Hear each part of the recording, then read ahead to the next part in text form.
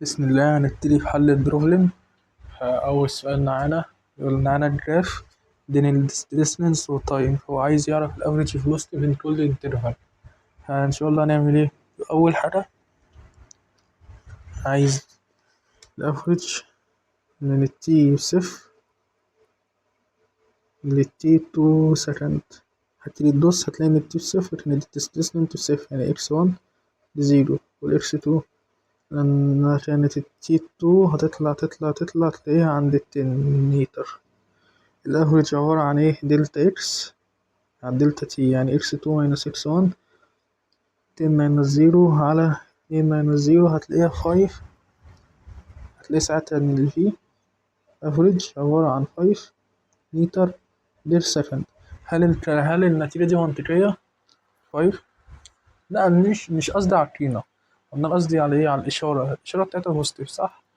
طب ليه بوزيتيف؟ لأن فعلا الديسبيسمنت في اتجاه ال increasing بتاع الإكس أكسس، بتاع الواي أكسس. هو في اتجاه زيادة الإكس، مش الإكس أكسس بل الديسبيسمنت. بالتالي الإشارة بتاعت الفي هتطلع بوزيتيف لأن إشارة الديسبيسمنت المفروض بوزيتيف، فالإجابة دي منطقية. طيب في دي عايز من التايم الأولاني بصفر لتايم 4 سكند، هتلاقي إن الإكس الأولانية بصفر. طب لما الإكس التانية بكام؟ لما التايم 5.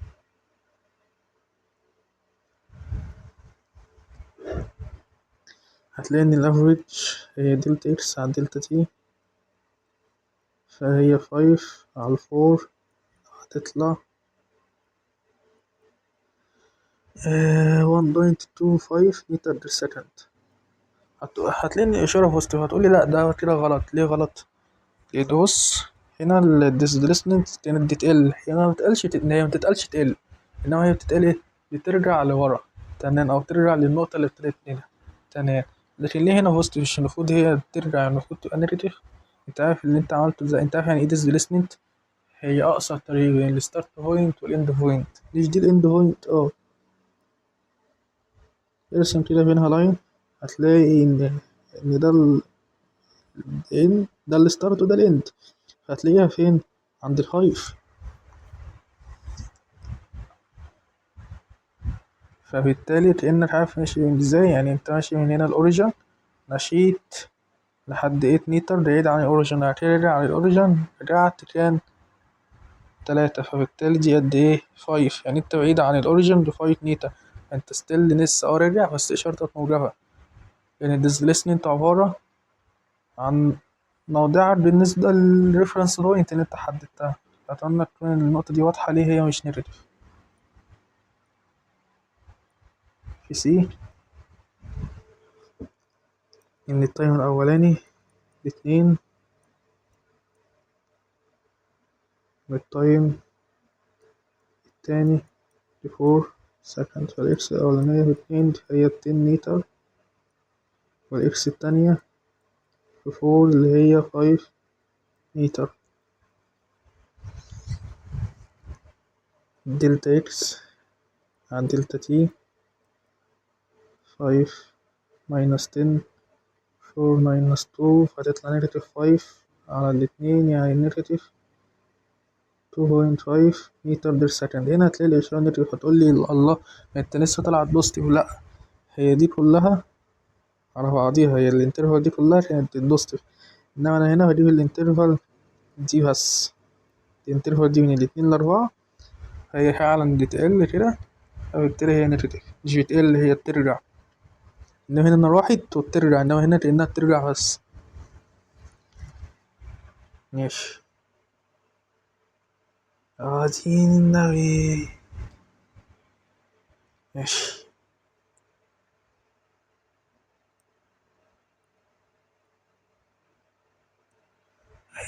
ماشي اهي، ولا كأن حاجة حصلت. بعد كده دي، يا عمي يلا يا عمي يلا. ماشي.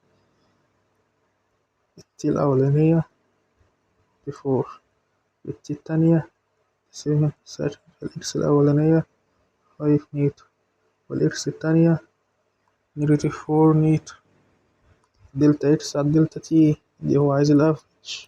الانترفال دي نيجاتيف 4 ماينس 5 نيجاتيف 9 7 ماينس 4 3 نيجاتيف على 3 هي نيجاتيف 3 متر بير سكند. طبعا انت عرفت هي نيجاتيف ليه، منطقية بالنسبة لك من 4 ل 7.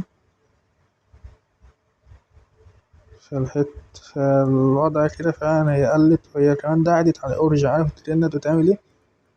لو ده كانت نقطتك وده الاتجاه البوزيتيف، فانت مثلا عند التايم دي 7، فانت عند 4 بس من الناحية الشمال من الأوريجين بتاعك. ده المعنى بتاعها، ده المعنى، ملهاش علاقة بالقيمة، هي دي دايركشن. ماشي. في ايه؟ عايز التايم الأول لما كان عندي صفر، وبعد كده لما وصل لسكند. صلي على النبي. دي بدايته كانت عند الصفر، لأن عند ايه تراجع برضه لبداية الأوريجين. ده معناه إن ايه؟ إن الديسبيسمنت صفر. ده معناه إن الأفريج فيلوسيتي بتاعي صفر.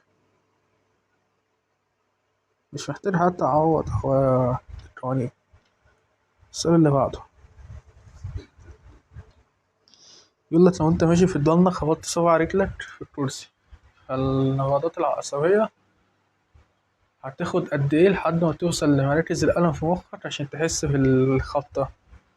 بص الجيفن اللي هو مديهالك ايه، مديك الجديد في السرعة اللي النبضات دي بتمشيها، النبضات العصبية 100 متر في الثانية. هو عايز يعرف هتاخد وقت قد ايه، فهو عايز التايم. ده معناه ان هو انت محتاج الديستانس، هو مش بيديهالك.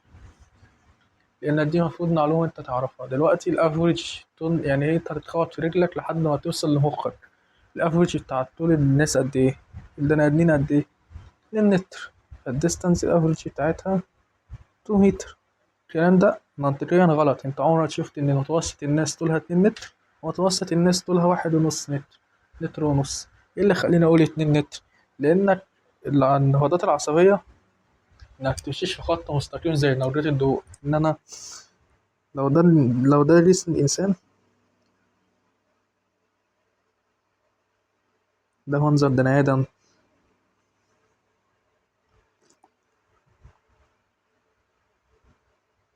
لو ده الانسان،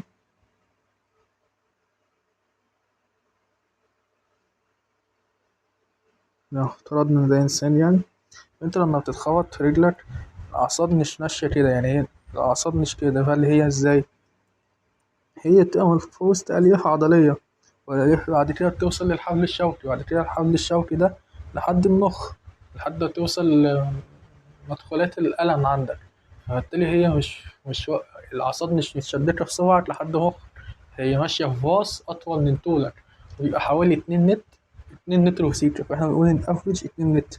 فاكر احنا لما افترضنا إن الديستانس 2 متر، مش فاردين طولك اللي انت بتقيسه لما تروح تعمل انبادي. مش ده الطول اللي احنا بنقيسه، انما احنا بنشوف الداس او المسار اللي النهضات العصبية بتمشي فيه. فاهم؟ فبالتالي ان الفيلوسيتي او السبيد هتساوي الديستانس على التايم. انت عايز التايم، فالتايم هتساوي الديستانس على الفي. انت عرفت ان الديستانس 2 متر والسبيد 100، هتلاقي ان التايم يساوي 0.002 سكند. 2/100. هل ده منطقي فعلا؟ انت اول ما تتخبط تحس بالألم على طول، لأن هي يا دوبك أجزاء من الثانية. فالرقم اللي أنت طلعته ده رقم منطقي وقادر تقتنع عليه. السؤال اللي بعده يقول لك واحد نشأ من نقطة A لنقطة D بسرعة 5 متر، بعد كده رجع من D ل A بسرعة 3 متر. تعالى نعمل أنالايز للموديل. ادي A ادي B. ادي كان ماشي من A ل B كده، ودي distance في بتاعتها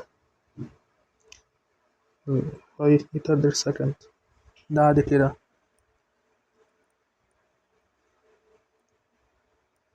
لما وصل دي رجع تاني لإيه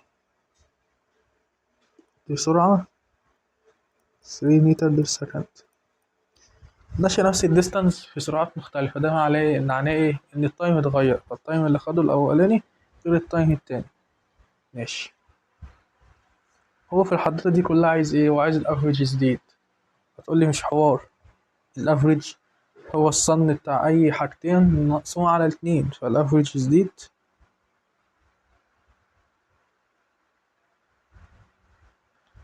هتبقى V1 5 زائد V2 3 مقسومة على 2، ف 8 على 2 4 متر بير سكند. الكلام ده كله غلط. طب غلط ليه؟ لأن الزمن مش متساوي. أيوة يعني اختلفنا ايه؟ هفهمك بس لما أقولك هنحلها ازاي.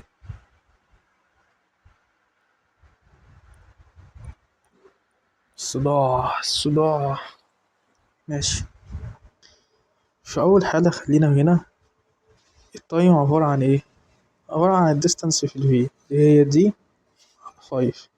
طب في الحالة التانية هي عبارة عن الديستانس على الثري برضه.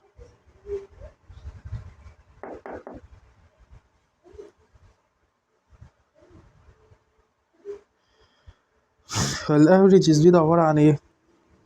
عن التوتال ديستانس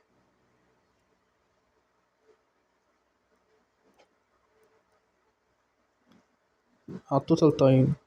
ده الديفينيشن بتاعها. ولذلك ما ينفعش استخدم اجمع التو فيلوسيتي واقسمها على اتنين، لان التايم مش متساوي، لان ده القانون بتاعها، الديفينيشن بتاعها. وهتعرف وهفصل لك. التوتال ديستانس عبارة عن ايه؟ 2 دي. طب والتوتال تايم، التايم الاولاني دي على 5 زائد دي على 3، هتقسم على دي، كل دي هتروح، هتحسب دي هتلاقيها طلعت 3.75 متر بير سكند. هدي الافريج سبيد. طب هو عايز بعد كده عايز الافريج فيلوسيتي. الافريج فيلوسيتي عبارة عن كام؟ صفر. ليه؟ لأن هو كان عند ايه؟ راح لفي. بعد ما راح لفي رجع لإيه؟ والديسبيسمنت هي عبارة عن الحد اللي انت زحزحته من مكانك، وانت كده ما اتحركتش من مكانك، فالديسبيسمنت بصفر، فطبيعي ان الفيلوسيتي بصفر. طب ليه بقى ما عملتش تقول الافريج اللي انا عارفه؟ اقول لك ليه. لان احنا زي ما اتفقنا ان الافريج دي عبارة عن التوتال ديستانس على التوتال تايم. وعايزة تفضل ايه؟ فاكر الديفينيشن ده؟ ماشي. لو انا ماشي اول مشيت مسافة معينة بفلوسيتي اولانية في زمن، ومشيت بعد كده مسافة تانية متغيرة بس في نفس الزمن، يعني مشيت في نفس الفترة الزمنية ومشيت بسرعات مختلفة، يعني الديستانس مختلفة بس التايم ثابت. طب الديستانس الأولانية عبارة عن ايه؟ هي الديستانس عبارة عن في في تي، فالديستانس الأولى عبارة عن السرعة الأولى في الزمن. طب والديستانس التانية السرعة التانية في الزمن. ماشي. انت عرفت ان الافريج دي ده عبارة عن ايه؟ التوتال ديستانس. التوتال ديستانس عبارة عن ايه؟ الدي 1 زائد الدي 2 عبارة عن كام؟ في 1 تي زائد في 2 في تي. طب والتوتال تايم عبارة عن 2 تي. تي هتروح مع تي مع تي، هيتفضل ان الفي الاولانية زائد الفي التانية على الاتنين. وده القانون اللي انت كنت عايز تستخدمه، لكن مكانش ينفع تستخدمه لان الزمن مش ثابت. اديني اثبتها لك. طب لو طب هل في قانون زي ده احل بيه لو التايم مش ثابت؟ اه. طب ليه محلتش بيه؟ عشان استنتجهولك. لو في 1 في دي، في 2 في دي، فالتي الأولانية عبارة عن في الأولى دي على في 1، والتي التانية عبارة عن دي في 2. الأفريج سبيد عبارة عن total distance 2 دي على total time، دي على في 1 زائد دي على في 2. دي وفي هتفضل كام؟ 2 على 1 على في 1 زائد 1 على في 2.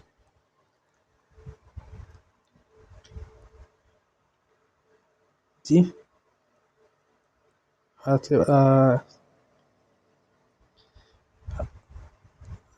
هضرب هنا في 2 وهضرب هنا في 1 عشان تبقى 2 دي 1 نتو، ففي 1 في 2 ادي كده في 2 زائد في 1، فالافريج فيلوسيتي 2 على الفي 2 زائد الفي 1 على الفي 1 في في 2، تحت اللي تحت يطلع فوق، فتطلع في 2 في في 1 في في 2 على في 1 زائد الفي 2. ده القانون اللي بستخدمه لو الديستانس ثابتة والتايم متغير. وإنما القانون اللي أنت عارفه الأولاني اللي هو الفي الأولانية زائد التانية على الاتنين، ده لو الديستانس متغيرة والتايم ثابت. أتمنى تكون فهمت الفرق وليه ما عرفتش أستخدم ده. السؤال اللي بعده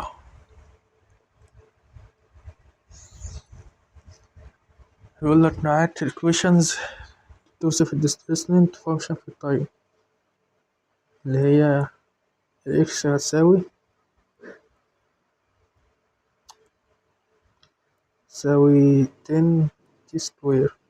طب تعرف تقول لي الانيشيال بوزيشن اللي هو الاكس نود؟ دي كان بصفر. ليه؟ لان الاكس نود هيبقى التايم بصفر، لما تيجي تعوض هتلاقي ان التايم بصفر، هيبقى ساعتها ان الاكس بصفر. فدي الانيشيال كونديشن. في ايه؟ يقول لك عايز يعرف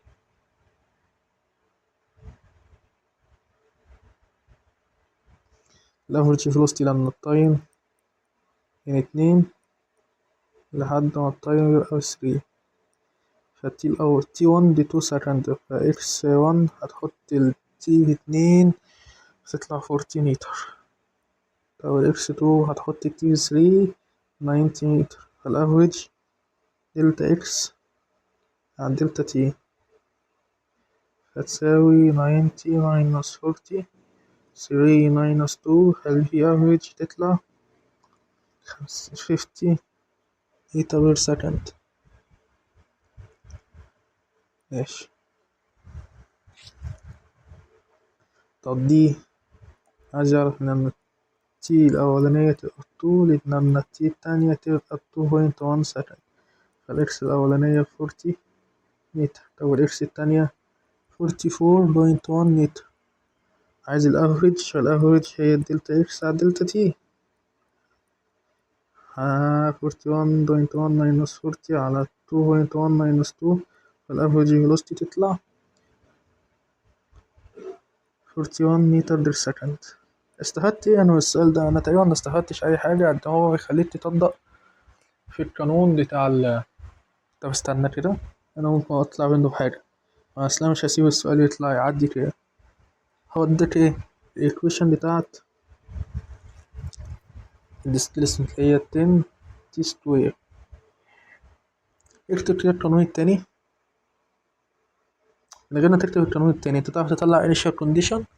الانيشال كونديشن ان الاكس نود دي صفر والفي نود دي صفر والاكسلريشن 20 متر بير سكند. ايه ده انت عرفت كل المعلومات دي؟ الايكويشن دي ازاي؟ هو اكتبها اهي، اكتب ده القانون التاني. الاكس فاينل دي تعتبر توصف الاكس فاينل هتساوي الاكس نود زائد الفي نود تي زائد هاف ايه تي سكوير. انت لقيت الترم بتاع الاكس نود؟ لا هي بصفر. لقيت الترم ده؟ لا بصفر. لقيت الترم ده؟ لان هنا عندي تي سكوير وهنا عندي تي سكوير، فالهاف ايه هتساوي 10، فالايه 20 متر بير سكند سكوير. او اقدر كنت اعمل ايه؟ اشتق معايا الايكويشن، اشتق هدي الديريتيف الاولاني هيبقى 20 تي، بعد كده الديريتيف التاني هيطلع 20. فحتى هي معادلات الحركة نفعتني في حاجة زي كده، لأن الأكسلريشن ثابتة. لو الأكسلريشن مش ثابتة معادلات الحركة مش هتطلع حاجة، هتطلع إجابات غلط. هي هتطلع بس غلط. دينا عرفنا ازاي نعمل الإيكويشن نطلع منها الإنيشال كونديشن، عشان لو طلعنا في السؤال ده أي حاجة يعني، بس السؤال يعدي كده. السؤال اللي بعده عايز يعرف الافريج فيلوسيتي في فترات مختلفة، واديك الداتا. سؤال تطبيق عادي مفيهوش فكرة، المفروض تقريبا يعني. أول حاجة في إيه؟ يقول لك عايز يعرف الفيلوسيتي في أول ثانية. دي أول ثانية يعني واحد من الثانية الأولى للثانية التانية، دي أول ثانية. ف تايم الأولاني بواحد، التايم الأولاني بصفر. لا دي أول ثانية، أنا آسف. من الصفر للواحد دي أول ثانية.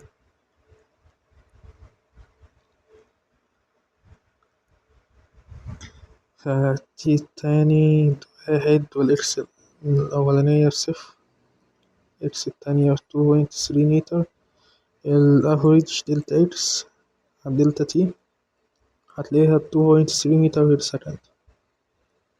ماشي. السؤال اللي بعده بيقول لك عايز يعرف average velocity في آخر 3 سكند. ماشي يا أخي، 3 سكند. التايم الأولاني ب3، والتايم التاني 5. بس بقى يمسح كده عشان ايه؟ بداية البروسيدر اوف. ليه؟ انت مش مركز. في فرق بين نقول لك آخر 3 ثواني ولا نقول لك في بداية الثانية التالتة. اللي انت عملته ده انت أخدت من بداية الثانية التالتة. تيجي تحسب هتلاقي اللي انت أخدت من أول هنا صح؟ اه. فمن 3 ل4 دي ثانية، ومن 4 ل5 ادي ثانية، كده ثانيتين. انت كده بتجيب الافريج فيلوسيتي في آخر ثانيتين، مع انه عايز في آخر 3 ثواني. كده من آخر 3 ثواني المفروض تبتدي من الثانية التانية عشان تاخد آخر 3 ثواني. تي الأولانية 2، تي التانية 5، إكس الأولانية 9.2، إكس التانية 5.7.5. الأفريج دلتا إكس 57.5 minus 9.2 على 5 minus 2 هتطلع 60.1 متر بير سكند. طب سي عايز يعرف في الدورية كلها يعني من الثانية من الصفر لحد أول 5 ثواني يعني. هتطلع إن الأفريج هتساوي 57.5 على 5. الأفريج تطلع 11.5 متر بير سكند. 11.5. السؤال اللي بعده، مسألة مفيهوش حاجة هنطلع منها أكتر من كده يعني. حلو. بص، اديك المعادلة بتاعت الديسبيسمنت اكس بتساوي 3t سكوير. تعرف بقى تطلع منها زي ما اتعلمنا الانيشيال بوزيشن والانيشيال فيلوسيتي والاكسلريشن. هتلاقي ان initial position دي صفر، وان الفي نوت دي صفر، وان الاكسلريشن 6 متر بير سكند سكوير. ماشي، نيجي بقى نخش في السؤال. ايه بيقول لك عايز يعرف displacement لما t تبقى ب3. هتعوض لكن ال t ب3 اللي هي هتطلع 3 في 3 سكوير، كده 9 في 3 27 متر. بعد كده عايز يعرف لما تي هتساوي 3 زائد دلتا تي. برضه عوض. هتشيل التي 3، هتشيل التي هتحط 3 زائد الدلتا تي سكوير، هتطلع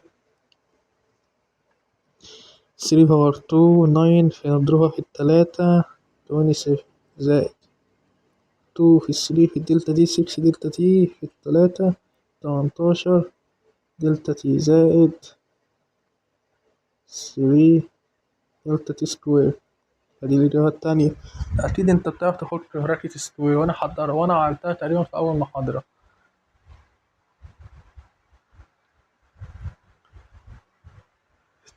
سي أرجع في الليميت للدلتا تي، لأن الدلتا تي تبقى ملوش للصفر، الدلتا إكس على الدلتا دي. ده معناه إيه؟ الديفرنشيشن بتاع displacement respect to time at time دي 3. يعني أنت تاخد الإكس بتساوي كام؟ يعني 3 تي سكوير، هتعمل دي differentiation تجيب الفيلوسيتي 6 هتساوي 6t، هتعوض 3 هتبقى الفيلوسيتي بتساوي 18 متر بير سكند.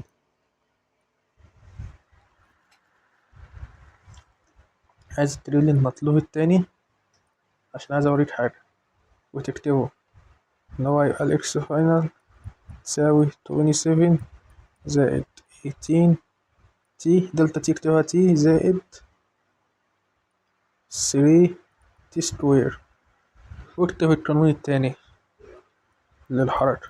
اكس فاينل هتساوي الاكس نود زائد في نود تي زائد هاف ايه تي سكوير. هتقولي ده عبث ليه؟ لان احنا جبنا انيشال كونديشن في اول حاجة عملنا جبنا انيشال كونديشن، لقيت ان اكس نود زيرو والفي نود زيرو، ازاي هنا ليها فاليو؟ الحاجة الوحيدة اللي صح اللي طلعناها وهي بتطبق هنا ان الاكسلريشن ل 6 متر بير سكند سكوير، ولازم ليه؟ لان الاكسلريشن كونستانت مش هتتغير، وده دليل ان معادلة الحركة هتشتغل. طب ايه اللي حصل هنا؟ ليه بقى في فاليو للاكس نود والفي نود؟ ده لان انا صفرت الزمن. يعني ايه صفرت الزمن؟ في المطلوب التاني لما قلت لك هات لي الديسبيسمنت لما تي تبقى 3 زائد دلتا تي، ده معناه ايه؟ ان انا هخلي دي هي الريفرنس بوينت او الانيشال كونديشن بتاعتي، مش هبتدي لما التي تبقى بصفر، انما هبتدي لما التي تبقى ب3. طب ليه اعمل حاجه زي كده؟ استفاد ايه؟ افترض انت بتدرس مثلا عربيه، وانت لما تيجي تدرسها ما لحقتش تبتدي تفتح الطيب لما في اول لحظه، ممكن تفتحها في بعد اي كام لحظه تانية. يعني نفترض ان انت بدات تسجل تايم بعد في الثانيه الثالثه، فانت كده هتعتبر ان الثانيه الثالثه دي هي الريفرنس بوينت الانيشال بوينت بتاعتك، فبالتالي هتجيب الفي نوت والانيشال ديسبيسمنت في الثانية عند الثانية التالتة، فبالتالي دي اللي هتوصفها. طبعا تكون واضحة وتكون عرفت ليه استخدمنا حاجة زي كده. حتى تلاحظ إن الفي نوت دي 18 لأنها في أول لحظة هتزيد من صفر، أول لحظة هتبقى الفيلوسيتي 6 فهتبقى 6، بعد كده في الثانية التانية 6 كمان بقت 12، في الثانية التالتة هتزيد 6 كمان بقت 18، يعني بدايتها 18. لوجيك هتلاقيها ماشية، وبرضه كذلك في الديستانس البوزيشن قصدي. فأتمنى تكون الفكرة بتاعت السؤال واضحة. السؤال السابع،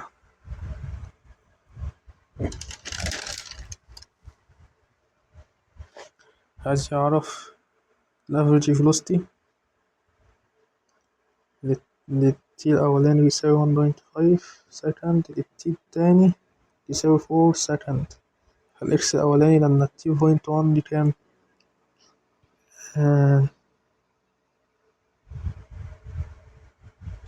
دي 8. طب والإكس 2 لما 4 دي 2 متر. هات الأفريج اللي هي الدلتا إكس على الدلتا تي. الدلتا إكس 2 minus 8 4 minus 1.5، هتلاقي إن ال V average تساوي نيجاتيف 2.4 متر بير سكند. طب ليه نيجاتيف؟ هو من الثانية من 1.5 لحد 4، يعني من هنا كده هتلاقي يعني إن الديستانس بترجع لورا، بترجع للعكس الاتجاه اللي هي ابتدت منه، هي عكس الاتجاه يعني، فبالتالي فعلا الإشارة سالبة. طب دي عايز يعرف الانستنتينوس فيلوسيتي عند التي بتساوي 2. اللحظة دي كده عايز يعرف السرعة كام، فهتجيب التانجنت عند النقطة دي، هو رسم لك التانجنت. طب بعد ما تجيب التانجنت وتجيب السلوب بتاع التانجنت، طب هتجيب السلوب بتاع التانجنت ازاي؟ ان انت عندك هو ستريت لاين، هتجيب 2 بوينت من ال 2 بوينت دول تجيب الديفرنس بتاع الدلتا واي على الدلتا اكس، تجيب السلوب. الدلتا واي دي اللي هي الدلتا اكس، والدلتا اكس دي اللي هي الاكس اكسس يعني اللي هي دلتا تي. طيب في أول بوينت هاخد لما التايم تساوي كام؟ 1،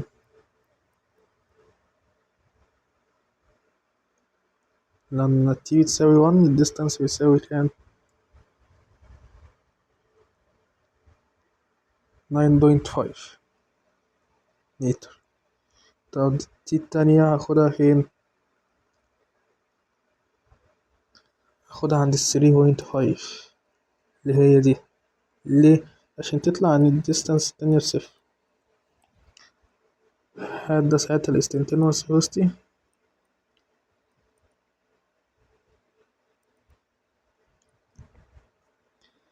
صفر ماينس 9.5 7.5 ماينس 1 وهتطلع نيجاتيف 3.8 متر بير سكند. دي السرعة عند التايم بيساوي 2 الانستنتينوس فيلوسيتي.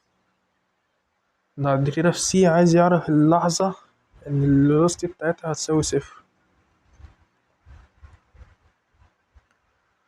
هتشوف اللحظة اللي هتجيب عندها التانجنت وهتلاقي السلو التانجنت ده بيساوي صفر. طب ايه هي اللحظة دي؟ هتلاقينا ان التايم يبقى 4. ليه؟ لأنك لما تجيب التانجنت عند التايم يساوي 4 هتلاقي إن السلو ده ريلي للإكس أكسس. لو التانجنت بارل للإكس أكسس هتبقى السلو دي صفر. زي الفيلوسيتي بصفر عند فين؟ تايم يساوي 4 سكند. ولو التانجنت بارل للواي أكسس فالسلو دي انفينيتي ومش انفينيتي، يعني معناها إن هو رقم كبير مش قادرين نحسبه أو نعرفه. السؤال اللي بعده نعمل أنالايز وأطرح نفس تحت طوله ال، يعني دي كده ال، ودي ايه دي يقول لك واحد التراس بتاعها وده الاتجاه البوزيتيف. هو قال لي كده، قال لي لو هو هيبتدي يسبح من هنا والمكان اللي ابتدى منه هو اللي هيبقى في اتجاه أول طريق هيسبح فيه هو اتجاه البوزيتيف، فده كده اتجاه البوزيتيف. ماشي، ده صفر وده ال.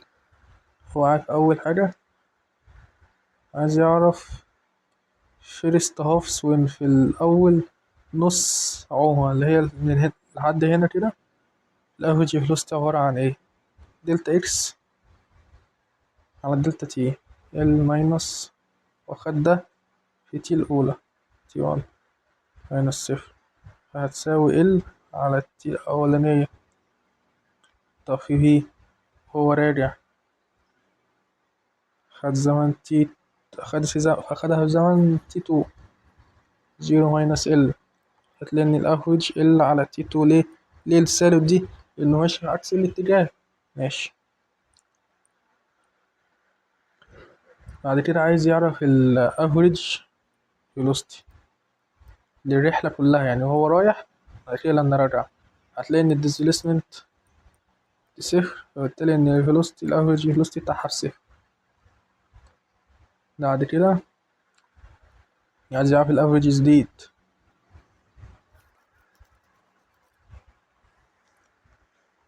قلنا إن الأفريج جديد عبارة عن التوتال ديستانس. التوتال ديستانس عبارة عن إيه؟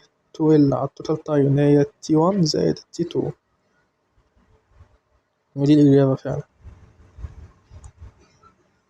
السؤال اللي بعده، والسؤال ده هيجي الفكر كويس لأن أنا سألتك سؤال مهم في أول سؤال خالص. كان معانا الجراف ده بس كنا هنجيب افريج.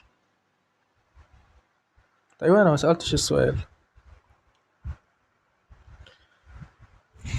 بص، نعم، نبتدي في السؤال وهتعرف قصدي لما نحل. أنا نسيت أسأل سؤال مهم. ماشي، أول حاجة يقولك عايز يعرف الانستنتينوس فيلوسيتي عند التي تساوي 1 سكند. احنا الجراف ده حليناه في أول سؤال بس كنا بنجيب الأفريج فيلوسيتي. الفيلوسيتي عند التي 1 سكند هي الفيلوسيتي عند التي بتساوي 2. ليه؟ لأن هو ستريت لاين فالسلو ثابت.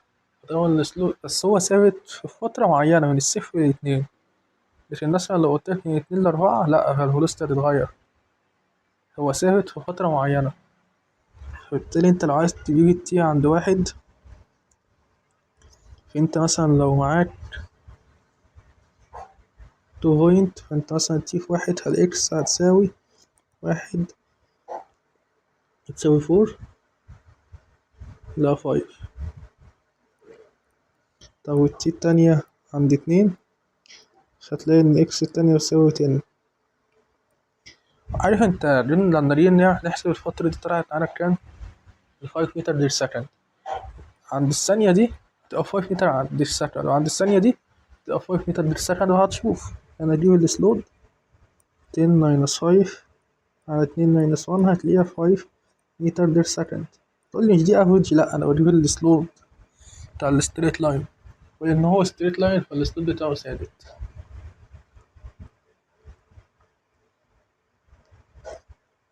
ماشي. بعد كده عايز يعرف الانستنتينوس عند التي تساوي 3 سكند. هنا شايف الفترة دي من 2 ل4 الفيلوسيتي فيها ثابتة.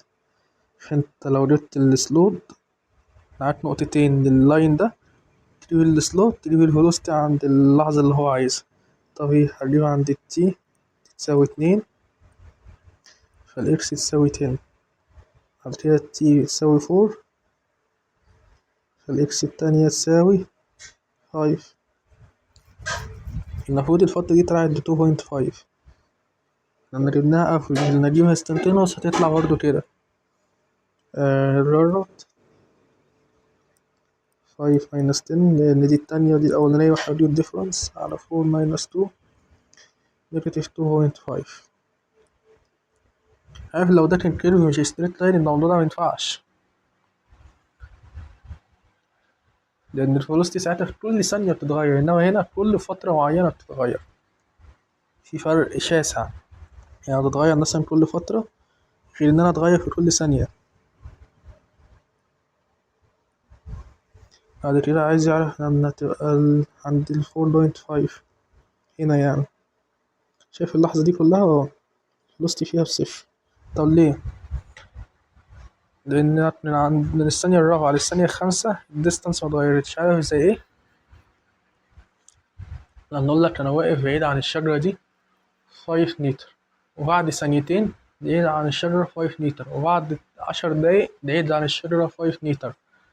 أنا كده ما بتحركش، فلوسيتي بصفر. بقت منطقية، مش محتاج أجيب سلوب يعني. طب لما تي بتساوي 7.5 هنا، يعني لو جيت معايا اللي هي هتبقى الفترة دي ثابتة 7.5 هي لما تبقى على 8. ماشي، من 7 لحد 8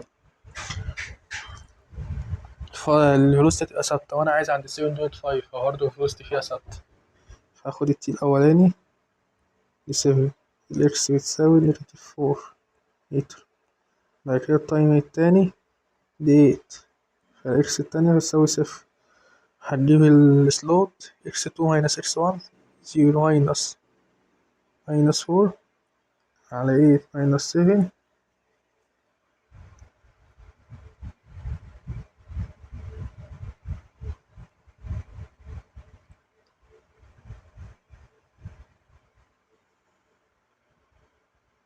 هتطلع 4 متر بير سكند.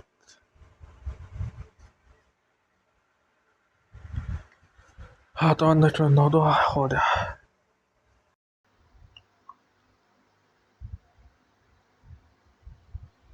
بسم الله، هنبتدي نحل.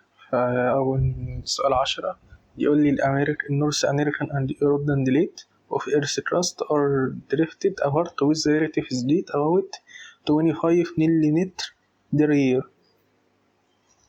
taking the speed at a constant بس واحدة واحدة. عايزين نفهم الأول السؤال ونعمل له analyze زي ما اتفقنا. يقول لك قارة أمريكا الشمالية وأوروبا حركة الديليت بتاعتهم دي يتحركوا بسرعة حوالي 25 مليمتر كل سنة، بيبعدوا عن بعض. مبدئيا عشان تبقى فهمت بس في الصورة وفاهم الدرولين، في حاجة اسمها حركة الصفائح.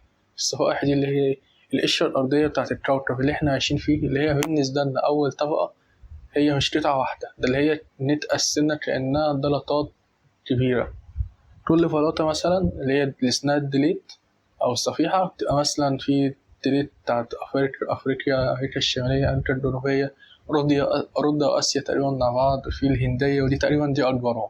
المهم دي كل اللي بين أمريكا الشمالية وأوروبا تقعد عندنا تبعد عن بعضيها بسرعة 25 ملم في السنة، وفضية قعدت تبعد لحد المسافة اللي ما بينها دي هي اللي فيها المحيط الأطلنطي، اللي اتكون فيها المحيط الأطلنطي. فهو مديني المسافة اللي ما بين القارتين أو التو بليتس دلوقتي. ولو أنت الموضوع عنك يعني عايز تسرش عنه، اسمه ديليت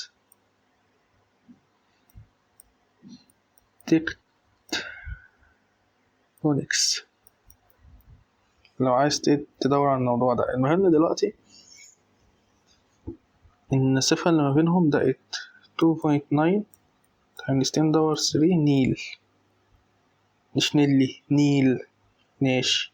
وعايز يعرف هي خدت كام سنة عشان توصل القارتين دول بعيد عن بعض المسافة دي ويطلع مكانها المحيط الأطلنطي.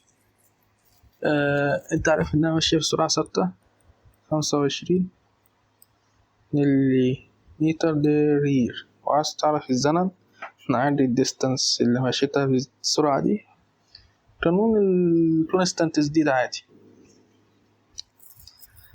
بس مثلا الفيلوسيتي هي بالمليمتر، فعايز تحولها للمتر فتقسم على 1000 أو تضرب في 10 دور نيجاتيف 3 تبقى متر دي رير. هنسيب الير عادي لأن الزمن كبير. دلوقتي عندي مشكلة ازاي أحول من نيل لمتر. بص، الواحد نيل فيه 1609 متر،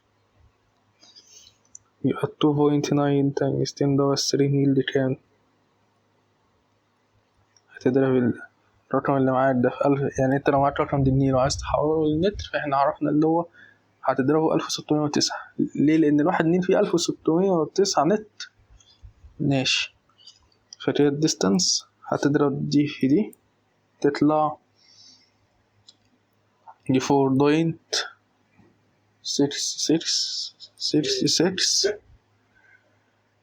تايمز 10 باور 6 متر. تجيب التايم عبارة عن الديستانس على velocity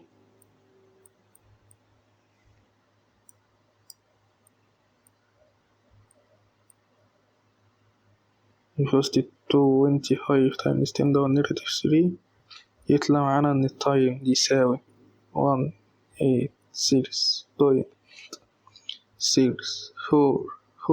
times 10 باور 6 year.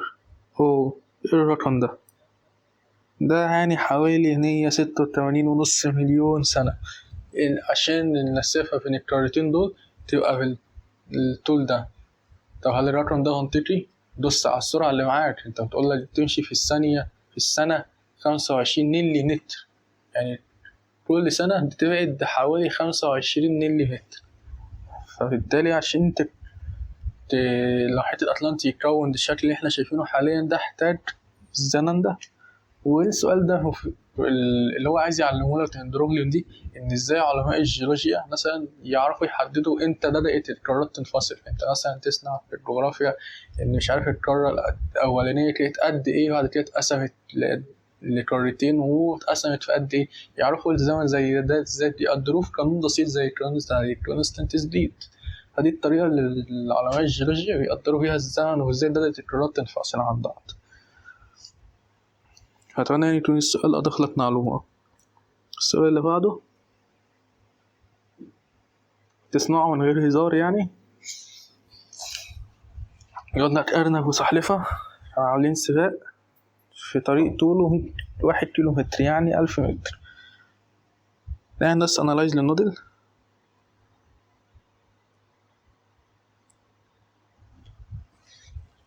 لو ده الطريق كده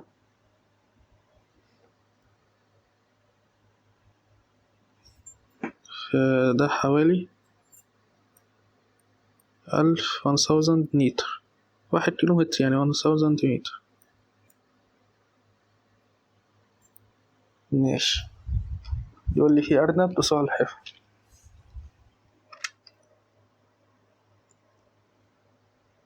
كانوا في سباق.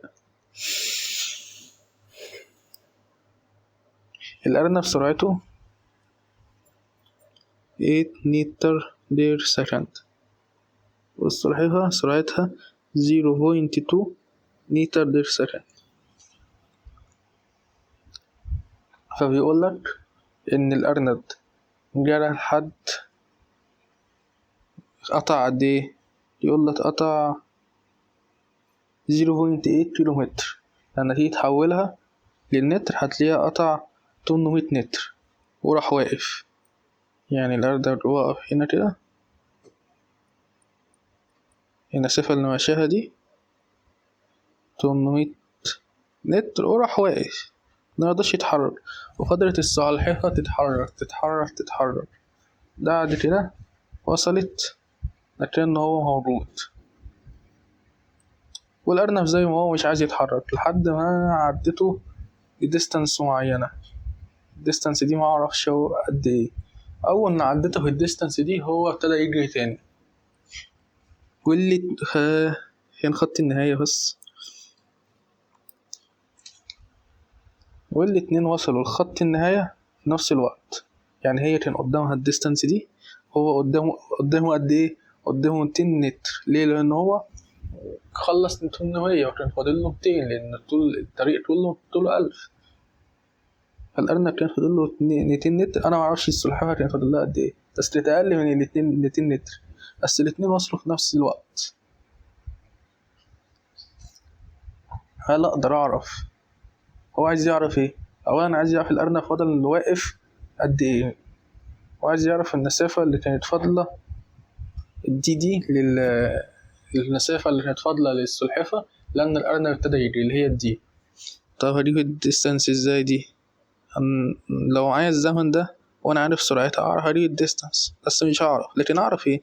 انا عارف ان الأرنب وصل معاها في نفس الوقت، فالزمن ده هو الزمن ده. هل اقدر اجيب الزمن ده؟ معايا المسافة اللي الأرنب مشيها ومعايا السرعة بتاعته. فأقدر أقول إن الأرنب التايم اللي وصل له distance على velocity تطلع 25 second. فالتايم ده 25 second. تعرف تجيب دي؟ دي عبارة عن ال V في T 25 times 0.2 هتطلع 5 متر، يعني هاخد لها 5 لتر. دي كلها 200، فالإكس دي كان 195 متر. يعني الأرنب وصل قطع 800 متر وفضل واقف مستني السلحفاة لحد ما السلحفاة وصلت له وعدت الأرنب دي 195 متر عشان يبتدي يجري تاني. هل المعلومات دي مهمة؟ هنشوف المطلوب التاني عايز ايه. عايز يعرف الأرنب فضل واقف قد ايه.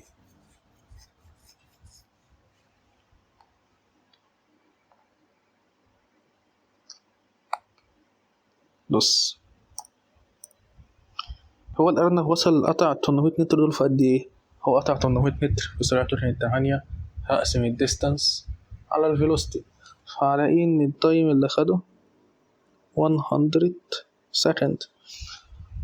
طب السلحفاة عشان تقطع نفس المسافة دي خدت قد ايه؟ هي المسافة دي ايه؟ 800 وسرعتها 0.2. فالتايم عبارة عن ايه؟ الديستانس على التايم. 800 على 0.2 هتطلع ان التايم اللي خدته السلحفاة 4000 سكند. ده معناه ايه؟ ان هو الأرنب خد 100 ثانية والسلحفاة خدت 4000 ثانية، يعني هو والاتنين ابتدوا حركة في نفس الوقت. فنقدر أقول إن أنا اللي هو سبقها ب100 ثانية. يعني هو فضل واقف قد إيه؟ 3900 عشان توصل له. بعد كده استنى لحد دول مشيتهم في قد إيه؟ يعني الديستانس معايا السرعة. ف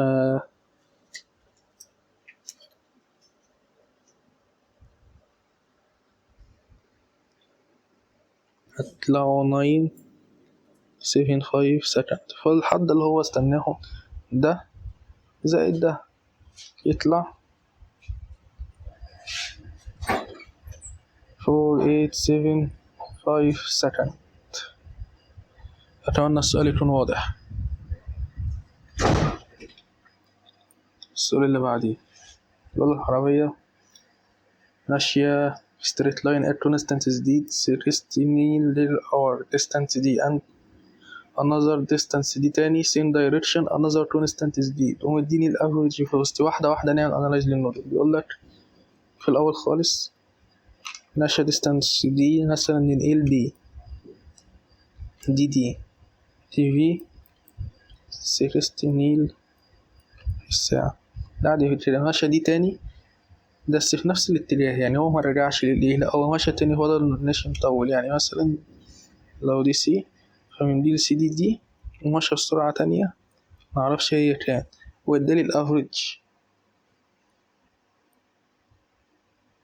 عبارة عن 30 ميل بير اور.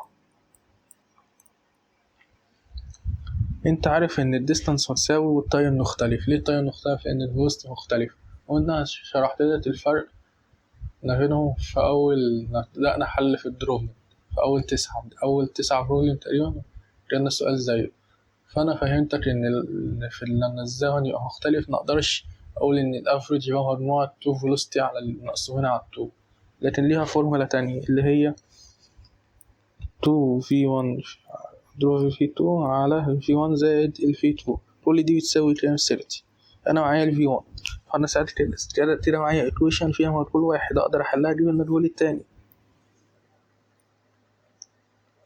دي كده 60 زائد v2 2 في 60 في v2 بتساوي 30. هتيجي تحل دي 120 v2 30 v2 زائد 1800 لأن دي 90 v2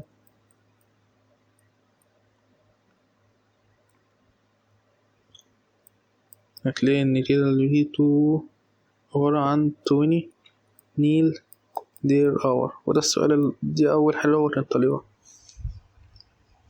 بعد كده قالك السدوس افترض، استنى بقى نمسح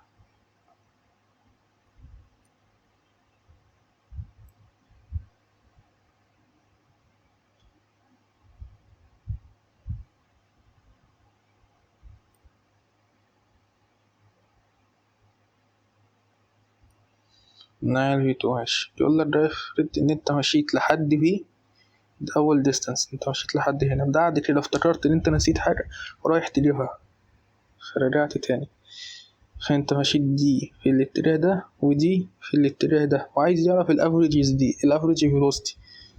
انت الاسمنت اللي انت مشيتها قد ايه؟ مش هو عايز فيلوسيتي؟ الحاجة دي الفيلوسيتي عبارة عن التشينج اللي حصل في الديسبيسمنت على التايم. هو الديسبيسمنت ما حصلش فيه تشينج، هو الديسبيسمنت بصفر. ليه؟ لأن أنت بدأت عند الإيه ونهيت عند الإيه، كده الديسبيسمنت بزيرو. ده معناه إن الأفريج فيلوسيتي بزيرو. ماشي. بعد كده قال لك عايز يعرف الأفريجز دي. هنا هتستخدم القانون اللي هو التي 2 في الفي 1 على الفي مضروبة 2 في الفي 1 في الفي 2 على الفي 1 زائد الفي 2. انت هتعملها وهتطلع معاك صح، لكن انت بس انت كده زي ما بنقول ايه، مش عارف اللفظ بتاع مثلا موظف مش عارف. اصل انت عارف ان الافريجز دي ملهاش علاقة بالاتجاه. ده معنى هو ماشي كده دي بعد كده ماشي كده دي فاداك الافريج بتاعها 30 وده كان جيفن مديهولك. بعد كده قال لك انا ماشيت كده دي بعد كده ماشيت كده دي نفس السرعات اللي انا مشيتها هنا. يعني دي لو دي في 1 ودي في 2 فالفي 1 هنا هي الفي 2. طب ما هي الافريج دي مالهاش علاقه بالدايركشن، فانا ما كانش محتاج احط القانون واكتب. انا اوريدي عارف انها هتفضل زي ما هي افريج لان السرعات ما اختلفتش والديستانس ما اختلفتش، فبالتالي التايم اللي هنا اللي انا هاخده وانا ماشي مثلا زي ان انا او زي ان انا وارجع. فانا عايز ادرس عندك لينا في التفكير وفاهم. السؤال اللي بعده يقول لك بيرسون واحد ماشي العربية في رحلة بكونستنت جديد 89.5 كيلومتر بير اور، ووقف لحظة كده فضل واقف 22 دقيقة. يقول لك لو الافريج جديد كانت 77.8 كيلومتر بير اور، خد وقت قد ايه طول الرحلة دي؟ وعايز يعرف الديسبيسمنت او الديستانس، مش فارقة لان الديستانس هنا هي الديسبيسمنت. ليه؟ لانه ماشي في اتجاه واحد واحنا هنفرضه اللي هو الرايت الدوستر. ماشي، هو عايز ديستانس عامة لان هو عايز قايل لك نديك جديد، بس انا بقول لك يعني ان في الحالة دي في الاغلب ان الديستانس هي الديسبيسمنت. عايز يعرف خد وقت قد ايه. طيب الوقت اللي هو خده قد ايه؟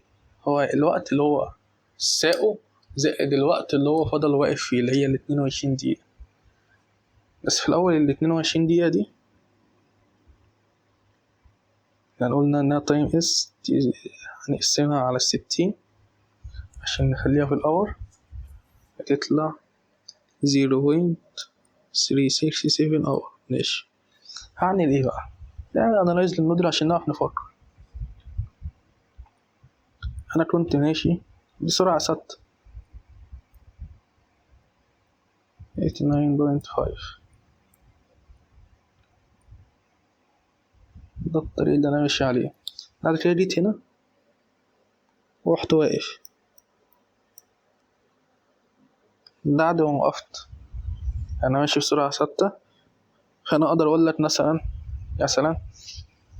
مشيت هنا تي، وقفت بعد كده مشيت هنا تي، فأنا أقدر أقول إن الديسبيسمنت عبارة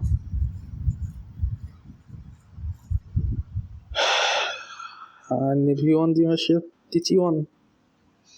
فأنا معايا الكونستنت جديد قسمتها على ضربتها في الزمن جبت الديسبيسمنت، ومعايا الافريج اللي هو ايه السرعة. أنا عشان الافريج الديستانس أنا أخدها ممكن أجيبها من الافريج جديد أو من الكونستنت جديد على حسب الفرد اللي أنا فرضه، والاتنين هيدوني نفس الديسبيسمنت نفس الديستانس. فالافريج جديد هي عبارة عن ايه؟ الافريج تايم. يعني مثلا هجيب الديستانس هجيب الافريج جديد اضربها في الافريج تايم، لكن في الكونستانت جديد هضربها في تايم محدد. طيب الافريج تايم ده عبارة عن ايه؟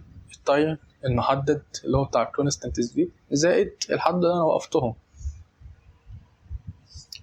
فانا اقدر اقول ان الدلتا اكس هتساوي الفي كونستانت في التي زائد الفي افريج دي تساوي الفي افريج في التايم اللي انا وقفته زائد التايم اللي انا سوقت فيه، ده انا التايم اللي انا خدته وانا بسوق. لو انت مش فاهم فكرة التايم اللي هو بتاعت الكونستنس دي، انا سوقت هنا T1 بعد كده وقفت بعد كده بدأت اسوق تاني حتى كده T2، مجموع T1 و T2 ده هو T.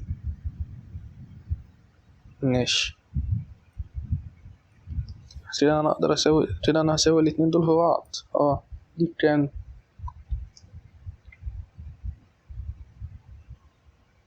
دي 89.5 T هتساوي الفي افريج كانت 77.8 ودي 0.367 زائد التي. طيب هتحل دي معادلة كل واحد هتطلع ان التي 2.44 اور. التي ده ايه؟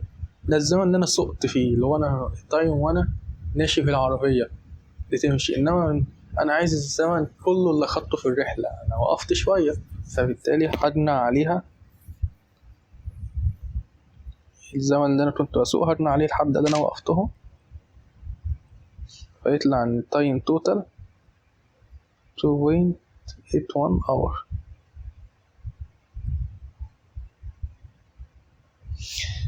وانا بحاول اشرح على قد ما اقدر. لو في حاجه مش فاهمها او انا وصلت فيها انا سايب رقمي في مثلا الديسكريبشن او مثلا تعبس في القناه هتلاقي في اللي هي اللي هسيبه في الديسكريبشن احسن. بعد كده عايز اخد الديستانس اللي هو ماشيها.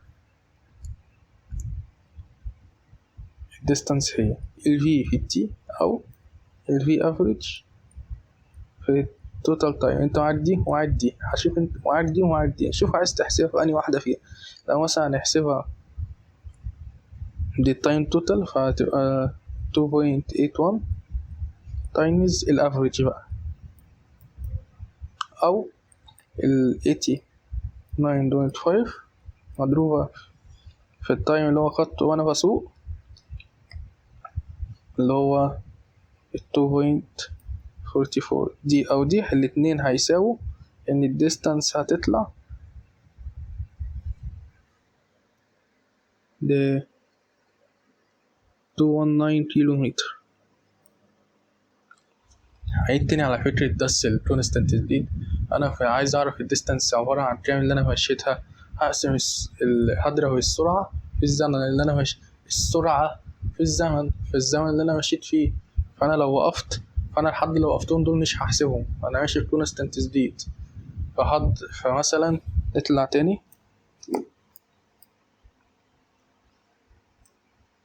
مش حاسس إن أنا قصرت فيها، إن أنا مشيت بالسرعة الثابتة دي T1 ورحت واقف، بعد كده مشيت T2 بنفس السرعة، فساعتها T1 زائد T2 دي لما اضربها في السرعة الثابتة تديني الديستانس.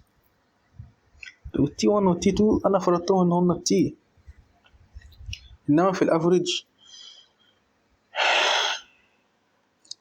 فهو هتبقى الحد، هحسب في الحسباني الحد اللي أنا وقفتهم، لأن أنا في الأفريج بقول لك معناها متوسط السرعة اللي أنا ماشي بيه. أنا مشيت حد الدوت حد السرعة، وقفت حد هكذا، فبالتالي عشان أحسب الأفريج تاخد التايم اللي أنا خدته كله على بعضه، اللي أنا مشيت دي الدوت واللي ماشي في السرعة واللي وقفت فيه كله على بعضه، لكن الاتنين في الآخر هيدوني نفس الديستانس. السؤال اللي بعده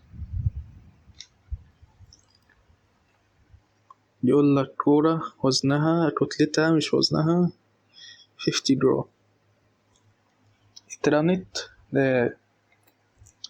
بسرعة 25 متر في الثانية وخبطت في حيطة. تعالى نعمل أنالايز للحيطة. الكرة ماشية كده بسرعة V1 25 متر بالسكند وبالبوزيتيف، لأن الاتجاه ده أنا فرض إن هو بالبوزيتيف، فهي خبطت فتردت بسرعة نيجاتيف 22 متر بير سكند. فالتغير ده حصل في قد إيه؟ حصل في 3.5 ملي سكند. أنا مش عايزة بالملي، أنا عايزة بالسكند. هقسم على 1000 أو أضرب في 10 ده نيجاتيف 3، هي بالظبط 3.5 times 10 ده نيجاتيف 3 سكند. الأكسلريشن هو عايز الأكسلريشن بس الماجنتيود. الأكسلريشن هي ال V2 minus ال V1 على دلتا تي. ال V2 كان نيجاتيف 22 minus ال V1 ب 25 على 3.5 times 10 ده نيجاتيف 3، تطلع الأكسلريشن نيجاتيف 1 دوين 34 times 10 ده 4 متر بير سكند سكوير، لكن هو عايز الماجنتيود فأنا هشيل النيجاتيف، يطلع 1.34 times 10 ده 4 متر بير سكند سكوير. السؤال اللي بعده ماشي، اديني جراف من الفيلوسيتي والتايم. تيجي نقرا بس الجراف ده. لما التايم كان بصفر كان بادئ بسرعة نيجاتيف 8. ايه بقى السرعة نيجاتيف 8 دي معناه ان السرعة كانت في اتجاه المعاكس اللي هو الليفت. ماشي، ونلاحظ ان الاكسلريشن من التايم بصفر لحد 5 كانت الاكسلريشن ثابتة صفر. ليه؟ لأن السرعة كانت ثابتة، يعني من صفر لحد الثانية الخامسة كان ماشي السرعة بنيجاتيف 8 متر بير سكند، سرعة ثابتة، يعني في الفترة دي الأكسلريشن كانت بصفر. بعد كده غير اتجاهه، وابتدت السرعة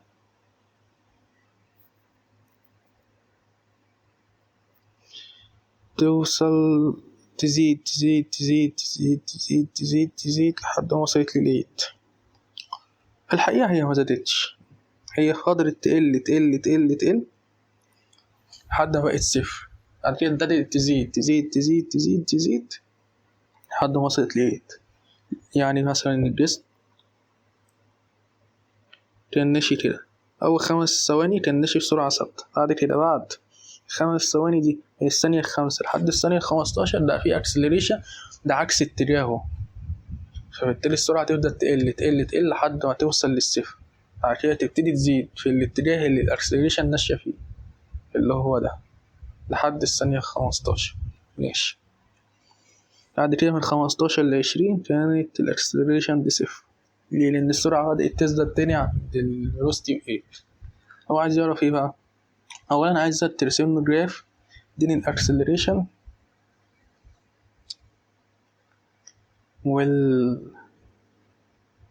والتايم. طب نجيب الاكسلريشن بس الأول. هقول مثلا ان التايم عند التايم دي كان ب5، الفي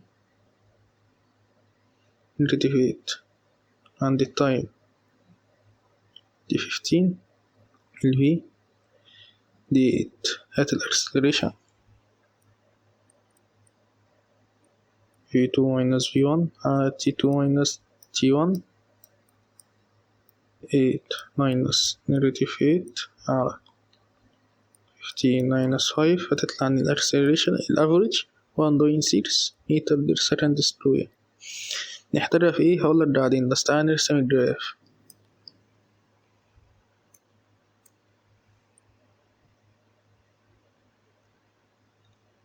دي الاكسلريشن والتايم. في أول 5 ثواني كانت السرعة ثابتة فالأكسلريشن دي 0، فكده الأكسلريشن دي 0 ده عد. فهنا التايم دي 5 هنا 0. من 5 ل15 بدأت الأكسلريشن في اتجاه الرايت، فبالتالي بوزيتيف، فالأكسلريشن لفوق وفضلت ثابتة لفترة. بعد كده رجعت للصفر تاني. ليه رجعت للصفر؟ لأن بعد ما السرعة فضلت تقل لحد ما وصلت للصفر، بعد كده تزيد في الاتجاه المعاكس لحد ما وصلت ل8 متر بير سكند، فضلت ثابتة بقى من بعديها. فبالتالي دي لحد الثانية 15 بعد كده هنا ل20. فده منظر الجراف بتاع بين الأكسلريشن والتايم، والحتة دي كده تطلع 1.6. عشان كده احنا حسبنا الافريج اكسلريشن. ماشي. بعد كده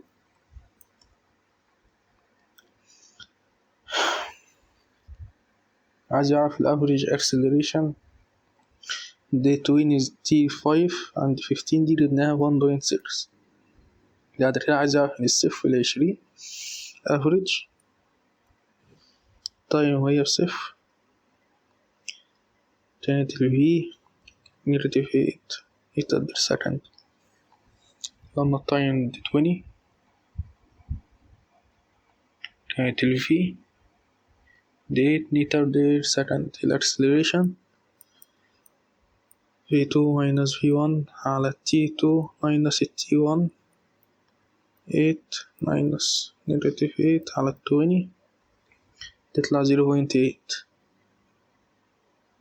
ماشي. ناخدها اكسلريشن ثابتة، هي كانت ثابتة من الثانية 5 ل15. أنا بقول لك الأفريج اللي حصل من الثانية 0 لحد 20 كان متوسط، إنما في فترة معينة كانت ثابتة. ده الرقم ده يعني أقدر أقول إنها instantaneous acceleration، لكن دي average. فإحنا عرفنا الفرق بين الأفريج وبين الانستنتينوس. السؤال اللي بعده بيقول لك كورة إزاز عايز في نقط في الطريق في المسار ده اللي هو طوله على بعضه 100 سنتيمتر. بيقول لك من إكس بصفر لحد 20 كانت السرعة ثابتة، فبالتالي الأكسلريشن بصفر. بعد كده من إكس 20 لحد 40 هتلاقي إن السرعة ابتدت تزيد، بتتزايد لأنها نازلة، ده أكسلريشن، بالتالي في أكسلريشن. بعد كده من 40 ل60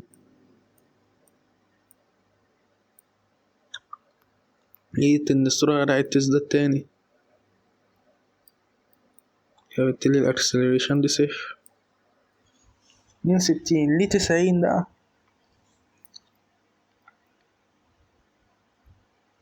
لقيت إن الفيلوسيتي بتقل. طب ليه بتقل؟ بص، الكرة ده اتجاه الحركة ماشي، لكن في قوة ان جي ساين سيتا بتزقها لتحت، في قوة بتزقها لتحت، يعني في اكسلريشن لتحت، اكسلريشن لتحت والسرعة لفوق، فبالتالي السرعة تفضل تقل لحد ما توصل للصفر. ماشي، هو بقى عايزة ترسم جراف دين الديستانس displacement هو التايم displacement ولا الديستانس؟ هو الاكس يعني تقريبا displacement والتايم والفيلوسيتي والتايم والاكسلريشن والتايم في الرحلة رايح جاي، يعني مش رايح بس. يعني انت مثلا وصلت لحد 60 و90، من 90 ل60 هتعمل 60 ل40 وال40 ل20 وال20 للصفر، هترجعها بظهرك. انت هترسم العلاقة في الريليشن رايح جاي.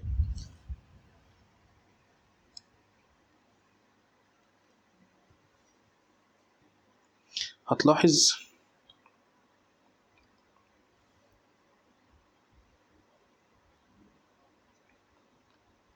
بين الديستانس والتايم إن في أول فترة من 0 ل20 متر كانت السرعة ثابتة، ده معناه إنها بتزيد من 0 ل20 بطريقة منتظمة.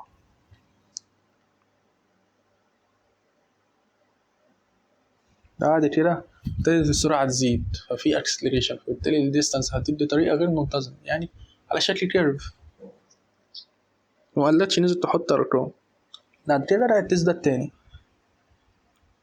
فبالتالي الاكسلريشن الديستانس هتزيد بطريقة منتظمة.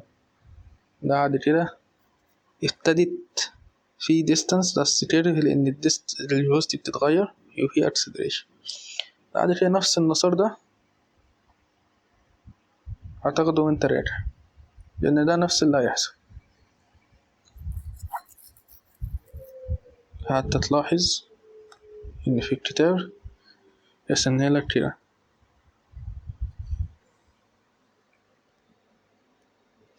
هنا، تحسها من 0 ل20 ثابتة، بعد كده ابتدت دي كيرف، بعد كده بدأت تزداد، بعد كده كيرف تاني، بعد كده كيرف، بعد كده ابتدت تزداد، بعد كده كيرف، بعد كده ابتدت تزداد. في الكتاب مرسومة أوضح، فاهم قصدي؟ إن هي 0 ل20 ثابتة،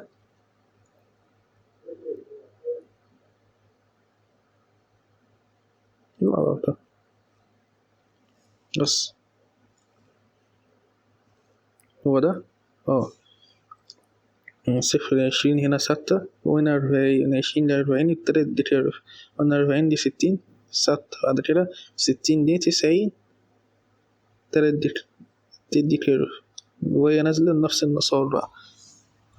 ماشي،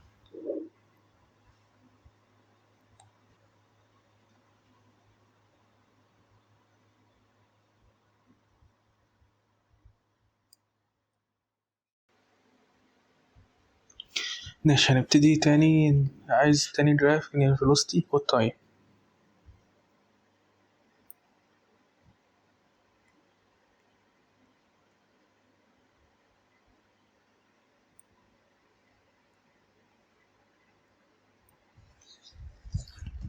هتلاحظ ان لما تي بصفر الديستانس الاكس ريد صفر، لكن الفيلوسيتي مش بصفر. ليه؟ لانها مكتسبة في نقطة بيقول لك هو زائقها، وكمان في السؤال قال لك إنها مكتسبة، فلا هي هتبتدي بقيمة معينة. ماشي، بعد كده وهتبدأ ثابتة فيها شوية، بعد كده هتبتدي تزيد. بعد ما تزيد قال لك زادت من فين لفين؟ من 20 ل40، من 40 ل60 ثبتت، ومن 60 ل90 ابتدت تقل فهي نازلة لتحت. ماشي،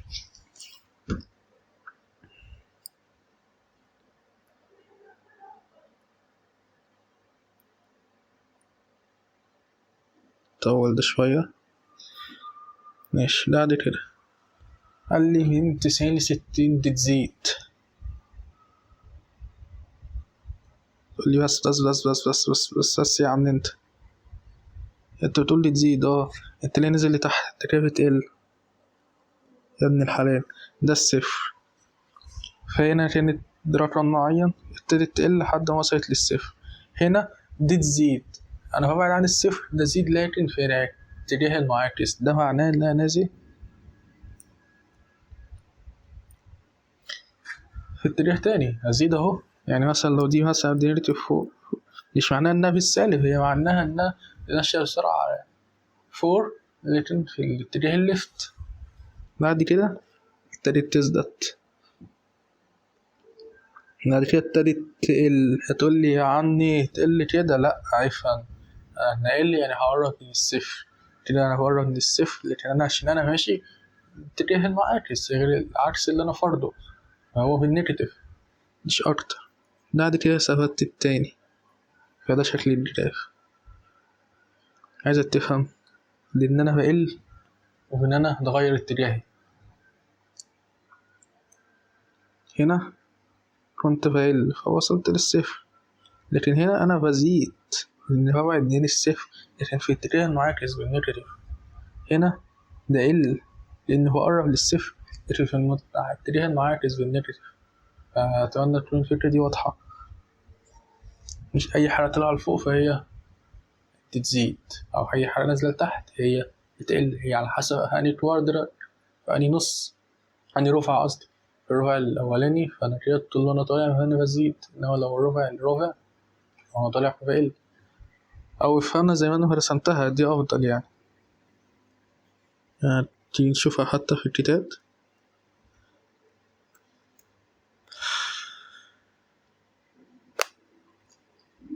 هتلاقي عاملها كده، تيجي في الأكسلريشن هتلاقي تيجي نقارن.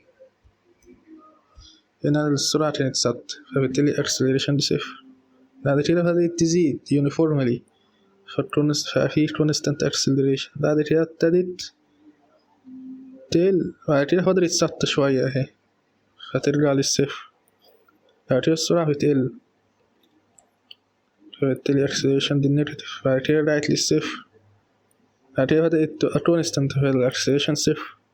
بعد كده ابتدت تزيد فالacceleration دي بوزيتيف. بعد كده ابتدت تزداد فالacceleration دي صفر. هل لما تيجي ترسم الجراف بتاع الفيلوسيتي هتيجي ترسم الاكسلريشن عن طريق التغير اللي بيحصل في الفيلوسيتي؟ طبعا تكون واضحة. السؤال اللي بعده يديني جراف بين الفيلوسيتي والتايم، وبيقول لي عايز يعرف الافريج اكسلريشن. عندي التايم دي صفر للتايم دي 6، يعني هو عايز يعرف الافريج اكسلريشن في اول 6 ثواني. التي الاولاني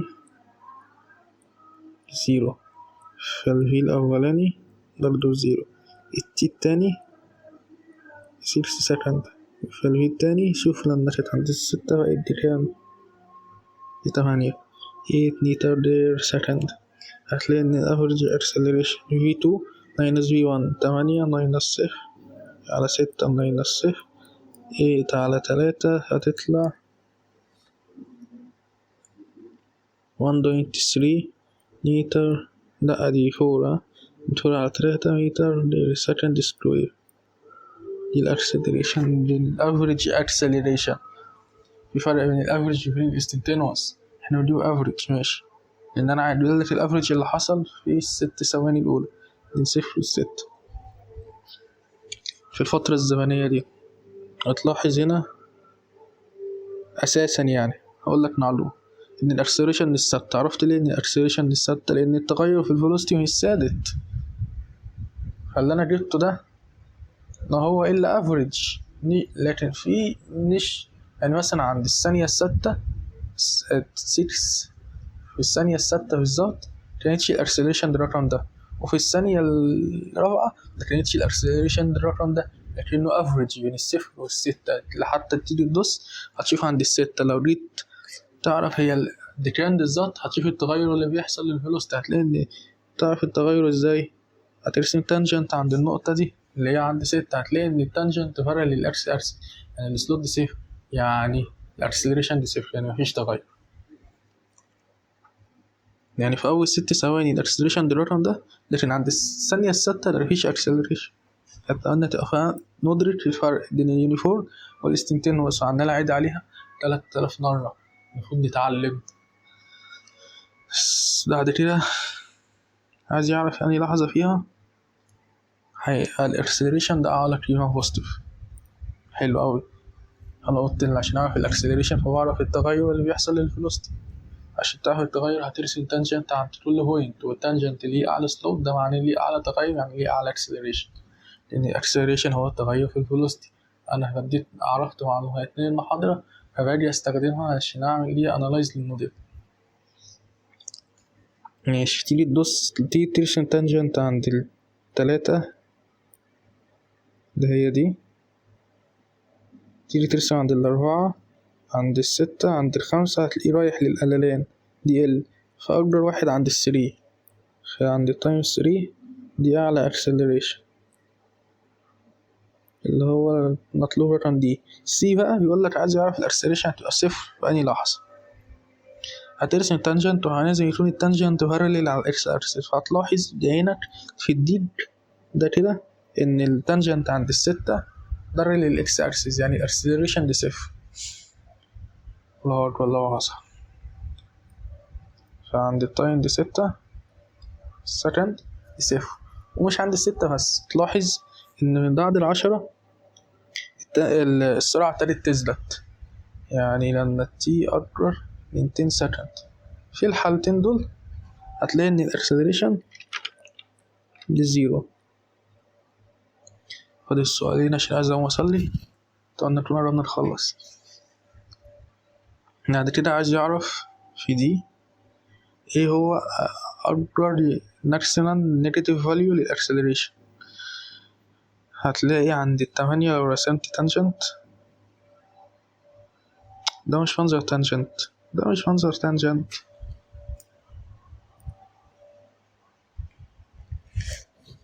عند 8 بعد كده عند 9 عند 10 هتلاقي إنه ابتدى يوصل للصفر، وانت عارف ان 6 كان صفر، فبالتالي أكبر حاجة هتلاقيها 7 على 8 دي النيجاتيف. هتلاقي إن 7 هنا مش أكبر حاجة، هي أكبر حاجة 8.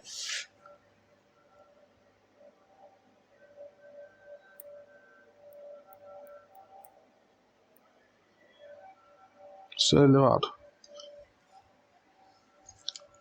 مديني جراف بين الأكسلريشن والتايم، وعايز يعرف السبيد at 10 سكند. أقدر أجيب الدي في. بص هنا عند 10 سكند دي يعني الدي تي هتساوي 10 ماشي. طب والفي الأولانية دي صفر، طب والفي التانية دي اللي أنا عايزها، والأكسلريشن ثابتة في الفترة دي 2. تيجي تعوض تلاقي إن ال V2 minus 0 على 10 هتساوي 2. هتلاقي إن ال V2 دي تساوي 20 متر بير سكند. وتلاحظ إن من الثانية 10 ل15 الأكسلريشن دي صفر، يعني السرعة ثابتة، يعني ال V عند التايم دي 50 سكند يساوي 20 متر بير سكند برضه. ماشي. فبيقول لك عايز يعرف السرعة عند التايم دي 20. بص لأن التي كانت 50 كانت ال V دي 20. لأن التي تبقى ب 20 ال V هو عايزها، والأكسلريشن دي -3 متر بير سكند سكوير. ال V2 هو اللي عايزها ال V1 minus 20 minus 15 على 3 دي فيها 5 أضرب نيجاتيف 3 يعني نيجاتيف 15 هتساوي V2 minus 20. دي تروح بالعكس الإشارة بالبوزيتيف، هتلاقي إن ال V2 عبارة عن 5 متر بير سكند، ودي هو اللي عايزها. يعني هو عايز ال V2 في أول 10 ثواني، وبعد كده عايز ال V2 ما بين الثانية 15 لل20. ماشي. بعد كده بيقولك عايز الديستانس اللي خدها طول ال20 ثانية. طب بص، أنا عشان أعرف أجيب الديستانس محتاج الفيلوسيتي. أنا تقدر ترسملي جراف بين الفيلوسيتي والتايم؟ هعرف معايا بيانات. طب أنا استفدت إيه لما أرسم جراف بين الفيلوسيتي والتايم؟ بص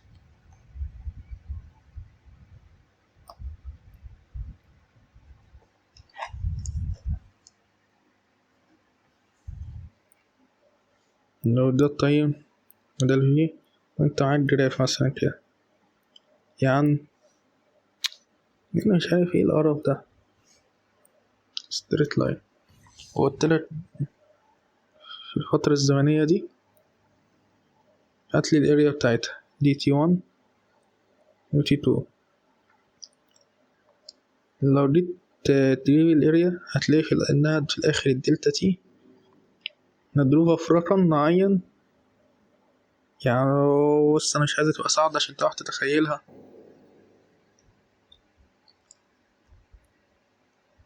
هتلاقي ان في الاخر ان الاريا عبارة عن الدلتا تي مضروبة في الفي. هل المنظر ده بيفكرك بحاجة؟ ده الديسبيسمنت او الديستانس على حسب دي فيلوسيتي ولا زديد. هنا زديد هنقدر نقول انها دي الديستانس، فبالتالي الاريا under the graph or curve دينا لو الجراف بين الفيلوسيتي والتايم فهو بيدينا الديستانس. فبالتالي لو عملت وبتلاقي ان التعريف هو دي اكس على دي تي، بمعنى ان هو التغير بالنسبة الفيلوسيتي هي التغير اللي بيحصل البوزيشن دير يونت تايم. يعني لو عملت البتاع ده انتجريشن هيديني الديستانس. فده معناه ان الانتجريشن هو المعنى الجيومتري بتاعه اللي هو الاريا اندر ذا كيرف، اللي هو بيديني مثلا فيزيكال كوانتيتي، احيانا يديني فيزيكال كوانتيتي. يعني ساعات ممكن اعمل انتجريشن ويبقى الاريا اندر ذا كيرف ملهاش معنى، ان هو لو بين الديستانس والتايم. فانا لو عملت انتجريشن يعني جبت الاريا اندر كيرف، هي دي مش فيزيكال كوانتيتي، هو انا اعرف اعمل اجيب الاريا لكن ملهاش معنى فيزيائي. فاحيانا بيكون لي الانتجريشن الاريا اندر كيرف ليها معنى، حاجه زي دي ليها معنى. لكن هنا مش هنحتاج نعمل انتجريشن، احنا ممكن نجيب الاريا بقوانين الجيومتري اللي احنا عارفينها. ليه؟ لان السرعه غالبا هي بتبقى ثابته، او الاكسلريشن بتبقى ثابته مش السرعه. ماشي.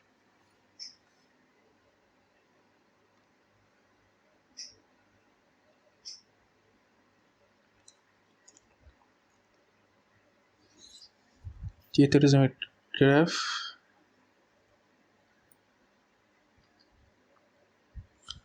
هتلاحظ ان لما كانت التايم دي صفر كانت السرعة صفر، ولما التايم دي 5 أنا معرفش الفيلوسيتي دي كام، لكن أنا عارف لما التايم كان دي 10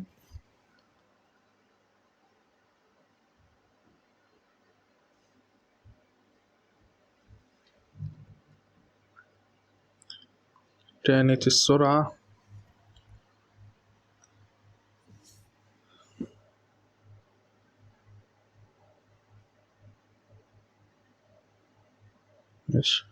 كانت السرعة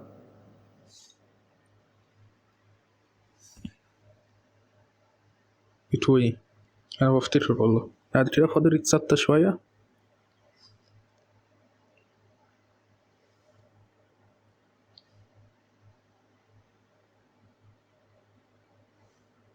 لحد الثانية 15.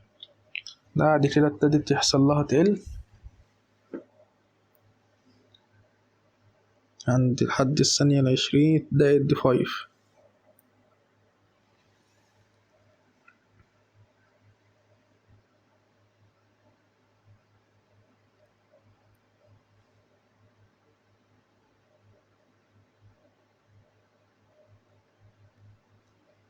ماشي، تقدر تعمل ايه ساعتها؟ ريوي الاريا. طب هتريوي اريا المنظر زي ده ازاي؟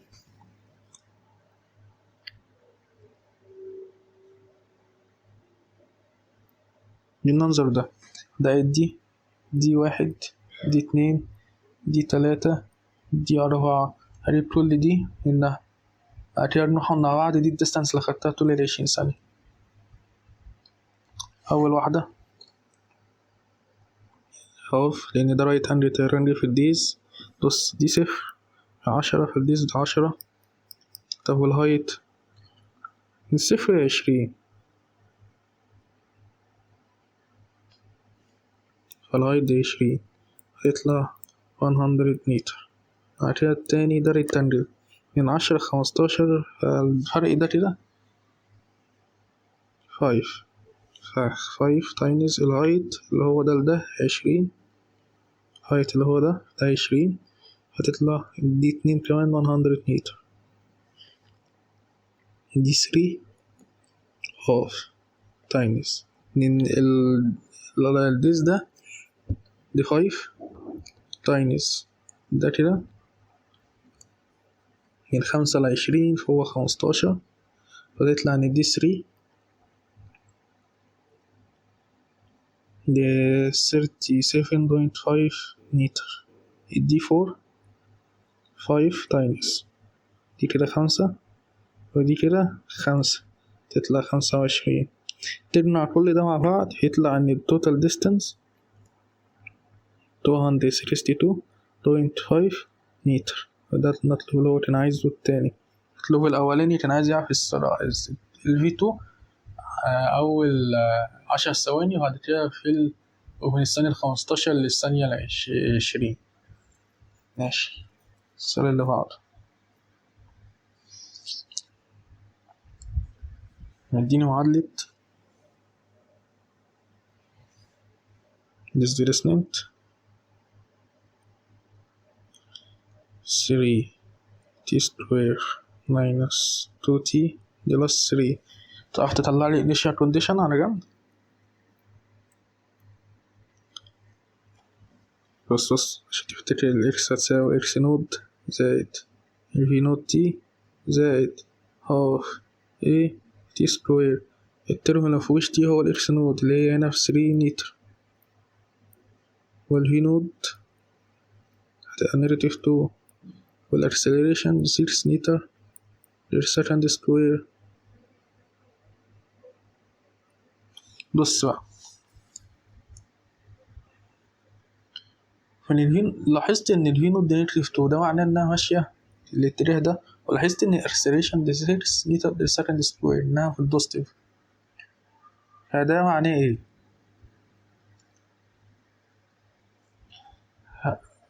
بس والله انا متاكد منه ان السرعه ماشيه شمال، النقطه تبقى الاكسلريشن شمال، فبالتالي بيحصل تسارع.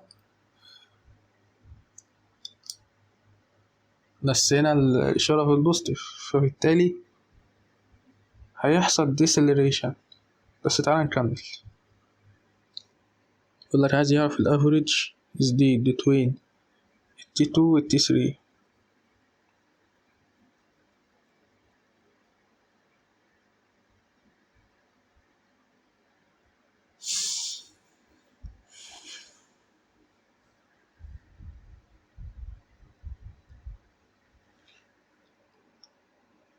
المطلوب الأولاني T1 T2 second و T2 3 second، فالX1 هتبقى 11 متر والX2 24 متر. الافريج وعايز ايه؟ average speed دلتا X دلتا T 24 minus 11 على 3 minus 2 تطلع 30 meter per second. بعد كده عايز يعرف الانستنتينوس velocity أو الانستنتينوس speed برضه. عندي ال T2 و T3 ماشي. الانستنتينوس speed عبارة عن ايه؟ أنا معايا الفانكشن بتاعت الديسبيسمنت. الانستنتينوس speed هي الانستنتينوس velocity بس هتاخد الماجنتيود بتاعها. ماشي، يعني انا اجيب الانستنتينوس velocity وبعد ما اجيب الانستنتينوس velocity لو هو بالنيجاتيف هخليه بالبوزيتيف لانه عايز يزيد. ماشي، الانستنتينوس velocity هي عبارة عن ايه؟ هو الديفرنشيشن اللي بيحصل للبوزيشن دير تايم. فبالتالي انا هشتق لو معايا الفانكشن بتاعت الديسبيسمنت بالنسبة للتايم هشتقها بالنسبة للتايم ويديني الفي.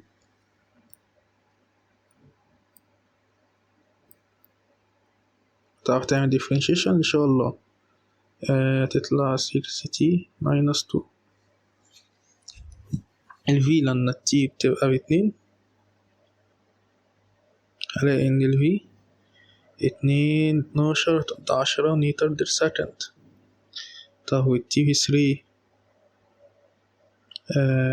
v كده 18 16 متر در سكند. هتلاقيها مختلفة عن الافريج مع انك بص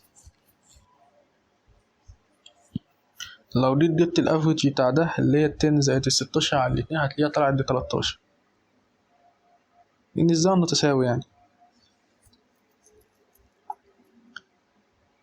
بعد ثانيتين وبعد 3 ثواني يعني الفرق ثانية فالزمن متساوي. فمن 1 ل2 ادي ثانية من 2 ل3 ادي ثانية فكده الزمن متساوي الديستانس هي اللي بتتغير. ماشي، استفدت ايه؟ عادي. طب هو عايز يعرف الاكسلريشن. لو اشتقيت دي هتلاقي الاكسلريشن عبارة عن 6 رقم كونستانت. هو لو قال لك الافريج اكسلريشن او الانستنتينوس اكسلريشن هي طول عمرها هتفضل 6 مش هتتغير. فبالتالي في سي ودي الاتنين لو جبت الافريج هيطلع ب6 ولو جبت الانستنتينوس هتطلع ب6 متر سكند سكوير. هنا بقى لاحظ ان الفي نوت بنيجاتيف 2 متر در سكند. ده عد ثانيتين ده 10 ده عد 3 ده عد 16. ده معناه ان انا زي ما قلت لك ان هيحصل ديسلريشن بمعنى هي السرعة دي كان ماشي كده وفي اكسلريشن كده فضلت توقفه لحد ما بقى بالصفر. ده عد ثانيتين يعني بعد ثانية مثلا ده صفر. ده بعد ثانيتين ابتدى يتحرك في اتجاه الاكسلريشن ده أو 10. بعد ثانية كمان يعني في خلال الثانية التالتة ده ب16 عمال يزيد. ده معدل 6 متر در سكند في كل ثانية. ده معنى أنا عايزك تفهم. أنا حليت تعتبر خلصنا بس بص لأن كان دي صفر كانت في سرعة كده نيجاتيف 2 وفي اكسلريشن كده. ماشي، بعد ثانية فدي هتزيد 6 هتطلع كان 4 متر در سكند. يعني هي هتوصل يعني هي جزء من بعد ثانية من حركته جزء من الثانية يبقى بصفر بعد كده تلاقيه يتحرك العكس. يعني كأنه كده بعد كده عمل كده في نفس الوقت كان بيتحرك الناحية دي بسرعة معينة ورجع تاني بسرعة. ليه؟ لأن الأكسلريشن أكبر معدل التغير اللي هيتغير دي أكبر من السرعة اللي ابتدى بيها. فكأنه في الثانية الأولى في أول ثانية يعني افتح الستوب ووتش ثانية هتلاقي سرعته بقت 4 متر در سكند ناحية اليمين لأنه كان بادئ بسرعة نيجاتيف 2. بعد كده بعد ثانية كمان يعني لما التايم يبقى 2 هتضيف 6 هتلاقيه بقت 10. ضيف ثانية كمان يعني لما التايم يبقى 3 هتضيف 6 هيبقى 16. ده اللي حصل فعلا هنا. فأنا عايزك من البيانات تقدر توصف اللي حصل للضدي. ده اللي أنا بحاول أعلمه لك. بعد كده عايز يعرف استنى أقول لك حاجة. هو المطلوب ده حلو ليه؟ بيقول لك هو في التايم كان الضدي هيبقى في الريست. أنا مش قلت لك إن هو يتحرك كده ويجي كده في لحظة يعني في جزء من الثانية جزء من الثانية الواحدة هيبقى الفيلوسيتي بتاعته الصفر. هو بيقول لك هي في أنهي جزء فيها.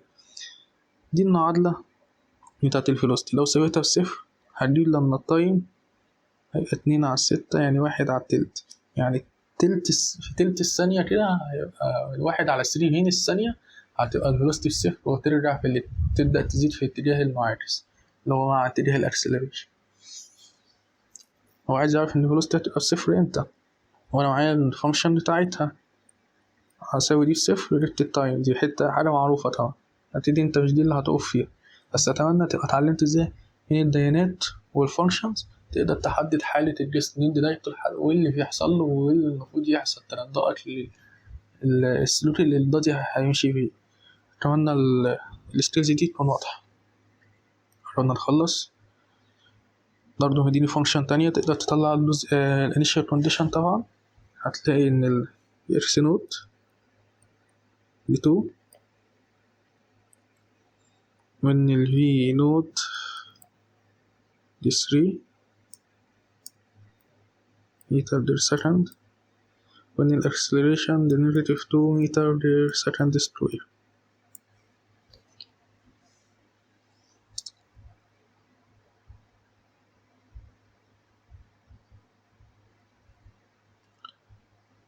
بيقولك يعني انت لو حطيت ان بيقولك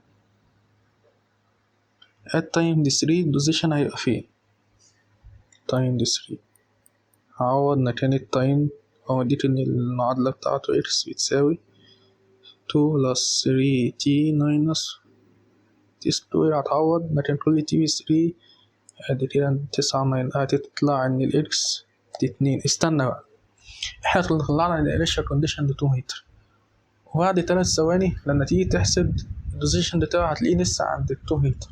ده معناه ايه؟ ده معناه ان الفانكشن اللي هو اداها لي دي فانكشن بتوصف الجسم لما ابتدى يتحرك من الثانية الثالثة، يعني بعد 3 ثواني ابتديت ادرس حركته. انما في المرة اللي فاتت الفانكشن اللي فاتت ان اديني الفانكشن لما الجسم ابتدى يتحرك من الصفر. ماشي، يعني كده انا من الانيشال كونديشن قدرت اقارن من النتائج اللي طلع لي فقدرت احدد حالة الجسم. انت بس متخيل احنا بنفكر ازاي؟ دي الطريقة اللي انا عايزك ده اللي انت المفروض تتعلمه، مش ان انت تحل الدروفلين. احنا بنحط لك الدروفلين عشان تعرف انت ازاي هتستخدم المعلومات اللي انت اتعلمتها. بعد كده هجيب الفيلوسيتي عند التايم دي 3 اشتق الفانكشن دي هتلاقي ان ال V عبارة عن 3 minus 2t عند التايم دي هتلاقي 3 minus 6 هتلاقي ان السرعة negative 3 meter per second. طب الاكسلريشن هتبدأ ثابتة negative 2 meter per second square. عايز تلاحظ حاجة ان ال V نوت ان ال V هي ال V نوت لكن ده عكس الإشارة. ازاي هتمشى كده؟ ده يتمشى العكس. احنا قلنا ان كده ان الفانكشن دي هتوصف الجسم هو ماشي. ده بعد 3 ثواني فبالتالي ان ال V نوت دي نكتسبها بعد 3 ثواني فبالتالي لما جيت اعوض لكن ال 3 فعلا طلع لي 3 يعني السرعة الجديد اللي هو اكتسبها لكن اتجاهها اللي حصل ان هو كان ماشي في الاتجاه ده وانت عندك الاكسلريشن في الاتجاه ده فبالتالي ان اللي حصل هو في الثانية الصفر كانت الفيلوسيتي كام؟ دي 3 يعني عندي التايم دي 0 كانت ال V دي 3. طب عند التايم دي 1 كانت ال V دي 1.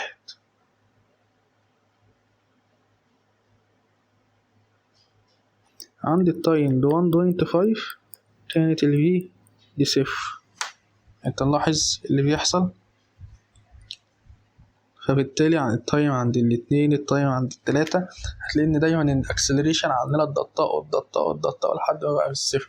يعني عند التايم التالت تايم دي 3 كانت الاكسلريشن خلاص جابته للناحية التانية.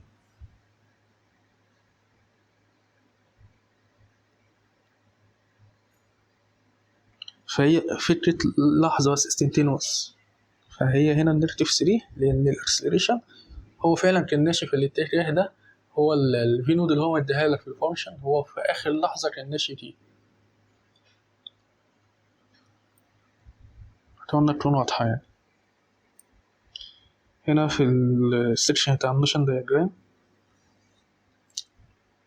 يقول لك ترسم لي دايجرام اوبجكت ماشي بسرعة ثابتة.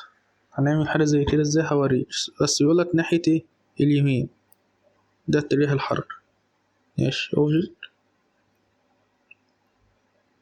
هتخلي بس يعني هتوضح له ان دي ماشي بسرعة ثابتة ازاي تخلي السهم كل سهم والتاني قد كل سهم قد التاني في يقول لك ديست ماشي يمين برضه بس السرعة بتزيد بكونستانت ريت.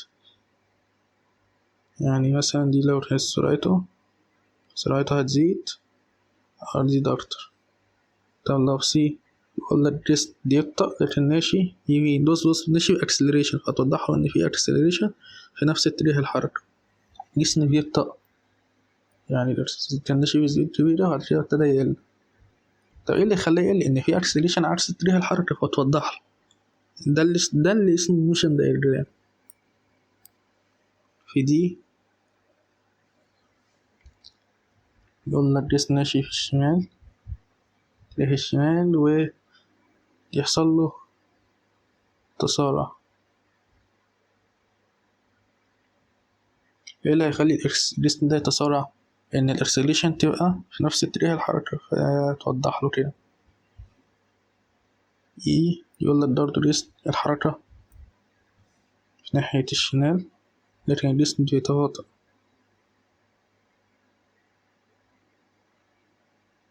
ايه اللي يخليه يتباطأ؟ ان في اكسلريشن عكس اتجاهه. ده الموشن اوف دايجرام.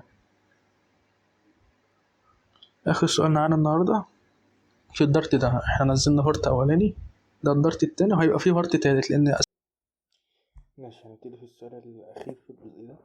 يقول لك عايزك ترسم لي جراف بين الإكس displacement والتايم والفيلوسيتي والتايم والأكسلريشن والتايم لكل كيس من دي. أنهي كيس دي؟ دي كيس تانية. بص هو الصوت ممكن ميبقاش كويس في السؤال ده بالذات لأن حصلت مشكلة فالمايك مش هعرف أسجل دي يعني في السؤال ده. إن شاء الله هحاول أظبطها في الفيديوهات يعني، فمعلش يعني لو الصوت سيء يعني. دي في أول حالة إيه تلاحظ إيه؟ تلاحظ إن في acceleration لأ في deceleration. لازم تحدد لأن هنا هتفرق ليه؟ في أول كيس خالص اللي هي إيه لما تيجي ترسم بين الأكسلريشن طيب نبتدي من الأكسلريشن نعمل لها انتجريت يوصل للفيلوسيتي، نعمل لها انتجريت يوصل للديسبيسمنت تبقى أسهل. هوريك هفهمك ليه. هنا السرعة اللي مش واضح تقل بتدريج. ده معناها إن الأكسلريشن كان ليها قيمة في الأول وقيمة عالية لأن الأكسلريشن دي تقل. ماشي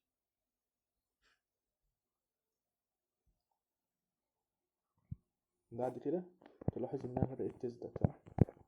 فهي مثلا هتبقى مثلا من قيمة هي معدتش تقل بصراحة لأن الأكسلريشن ثابتة. احنا قلنا اللفظ ده غلط، هي اتغيرت، هي إشارتها بتتغير. نرسم لأ فمثلا هتبقى النقطة هنا يعني كان ليها فاليو مبدأتش من الصفر، قعدت تبقى نيرتيف لفترة معينة بعد كده ثبتت. ماشي تيجي ترسم الجراف ده بين الفيلوسيتي والطيب منين الداتا اللي معاك من الجراف بتاع الأكسلريشن ده اللي كان قصدي بيه الانتجريت يعني. تلاحظ إن هنا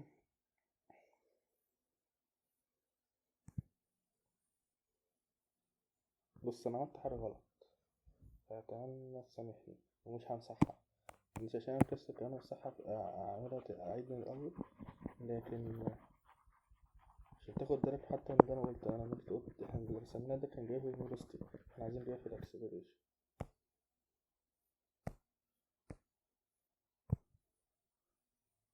نتعلم سوا من الغلط مش عيب يعني. هنا الأكسلريشن هنا الطريق. ماشي تلاحظ ان الاكسلريشن ثابتة بس النيجاتيف صح. هنا كان ليها قيمة لحد ما هنا ثبتت، يعني نعتبر نقول ما ثبتتش،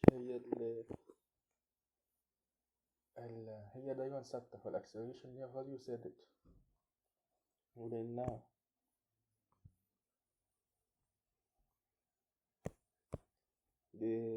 ديسيلريشن في إشارتها نيجاتيف، ليه؟ انت قلت لي ان الديسيلريشن والاكسلريشن ما اتحددتش من الإشارة، لا هي هتتحدد ليه؟ لأن هنا انت عارف ان الاتجاه ناحية الرايت، فبالتالي لو الاكسلريشن بتاعك بالنيجاتيف حصل كده ان في فاينل اصغر من في انيشال، حصل ديسيلريشن لان انت عارف الاتجاه اوريدي. ماشي، هتلاقي انها رقم معين، رقم فضل ثابت، الاكسلريشن ثابتة، بعد كده بقى الصفر. الصفر ليه؟ لان الجسم واقف، تمام، فضل السرعة تقل لحد ما واقف. بالتالي لما تيجي ترسم ده الجراف بتاع الفيلوسيتي،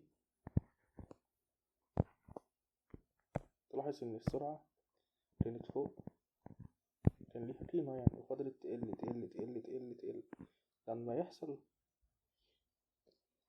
ان الاكسلريشن تبقى بصفر، ده معناه ايه؟ ان السرعة ثبتت اهي.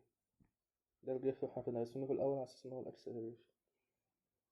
بعد كده الديسبيسمنت ايه اللي بيحصل لها؟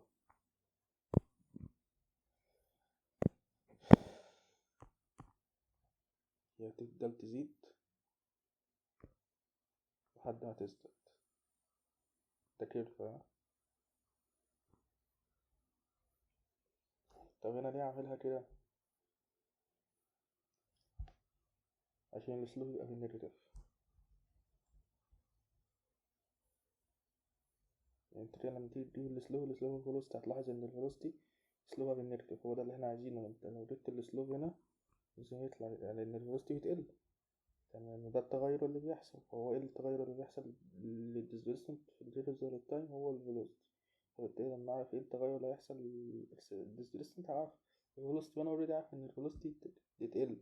فبالتالي انا عايز ارسم جراف الديسبيسمنت لما اجي اعمل له ديفرنشيشن او اعرف التشينج اللي بيحصل عليه، الاقي ان الفيلوسيتي السلوب بتاعها نيجاتيف. بعد كده نخش على الشكل التاني. تلاحظ ان الشكل التاني عامل ازاي؟ تلاحظ ان المسافات بين كل كرة والتانية ثابتة، ده معناه ان المسافة دي زي المسافة دي زي المسافة دي زي المسافة دي زي المسافة دي، معناه ان هو الديستانس بتزيد بانتظام، ده معناه ان السرعة كونستانت، فالاكسلريشن زيرو. هتلاقي ان الاكسلريشن صفر طول الوقت.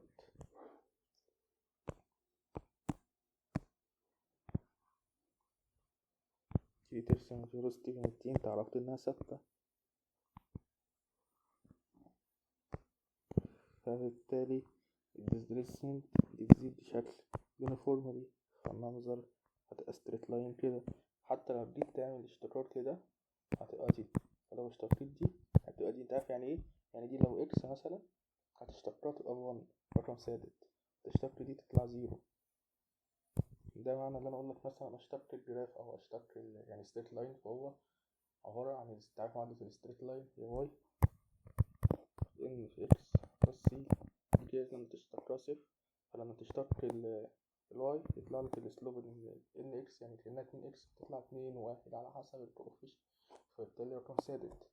ده معنى الفيلوسيتي، تشتق رقم الثابت يديك صفر، دي الاكسلريشن الثابت.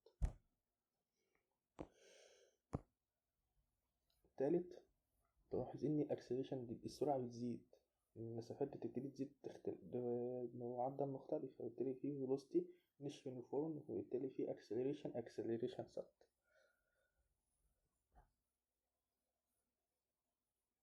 دي نرسم اكسلريشن ثابتة. ليه اكسلريشن ثابتة؟ احنا بندرس الاكسلريشن الثابتة حاليا، حتى هو هتلاقيها قايلك، بس هو قايلك في السؤال بتاع الصورة دي ان هنبتدي في سؤالين، سؤال حليناه في الدرس الاولاني والسؤال ده، واحنا عارفين ان الصورة دي اكسلريشن ثابتة من السؤال الاولاني في الدرس الاول. ماشي، الاكسلريشن ثابتة، فبالتالي تلاقي ان الفيلوسيتي بتزيد بشكل يونيفورم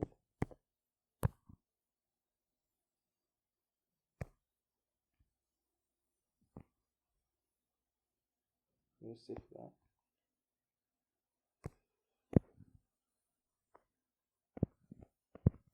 هنا هرسم كيرف الديسبيسمنت يوضح ان السلوب يزيد. هنا السلوب هتلاقي ان السلوب دايما بيزيد لحد ما هتلاقيه وصل مثلا رايح ان هو يبقى باراليل للواي اكسس. باراليل للواي اكسس ده السلوب يعني بنقول عليه انفينيتي، يعني هو لدرجة، لكن هو بمعنى يعني تفهمه فيزيائيا ان هو كبير قوي، فبالتالي كده هو التشينج رايح لناحية ان هو يبقى اكبر، فبالتالي انا كده عارف ان السلو هيطلع في البوزيتيف اللي هي الفيلوسيتي نفسها. طبعا الجزئية دي يبقى واضحة. لو خلصنا الدارت ده عايز كده ننزل دارت تالت، وهحاول يبقى دارت تالت بس يعني ميبقاش فيه دارت رابع، لان انت شايف ان الساعات كتير. انا عليا انا ممكن اخدهم شوط مرة واحدة، يعني اخلص لك الشابتر كله مرة واحدة، بس انا مش عايز الفيديو يبقى طويل، فبالتالي فانا كده هنزل الفيديو كل اسبوع، فمثلا هنزله ساعة هنزله 8 كده. لو نزلت 8 الاسبوع كده برضه كده هنزل، فبالتالي انت هتحس بكم كبير. واحنا مش يعني حاليا مش متأيدين مثلا بامتحان نزل نخلص قبليه بتاع، يعني في سلاسة حاليا ولسه في أجازة. فأتمنى تبقى متابع معانا أول بأول، ومتنساش تشترك في القناة.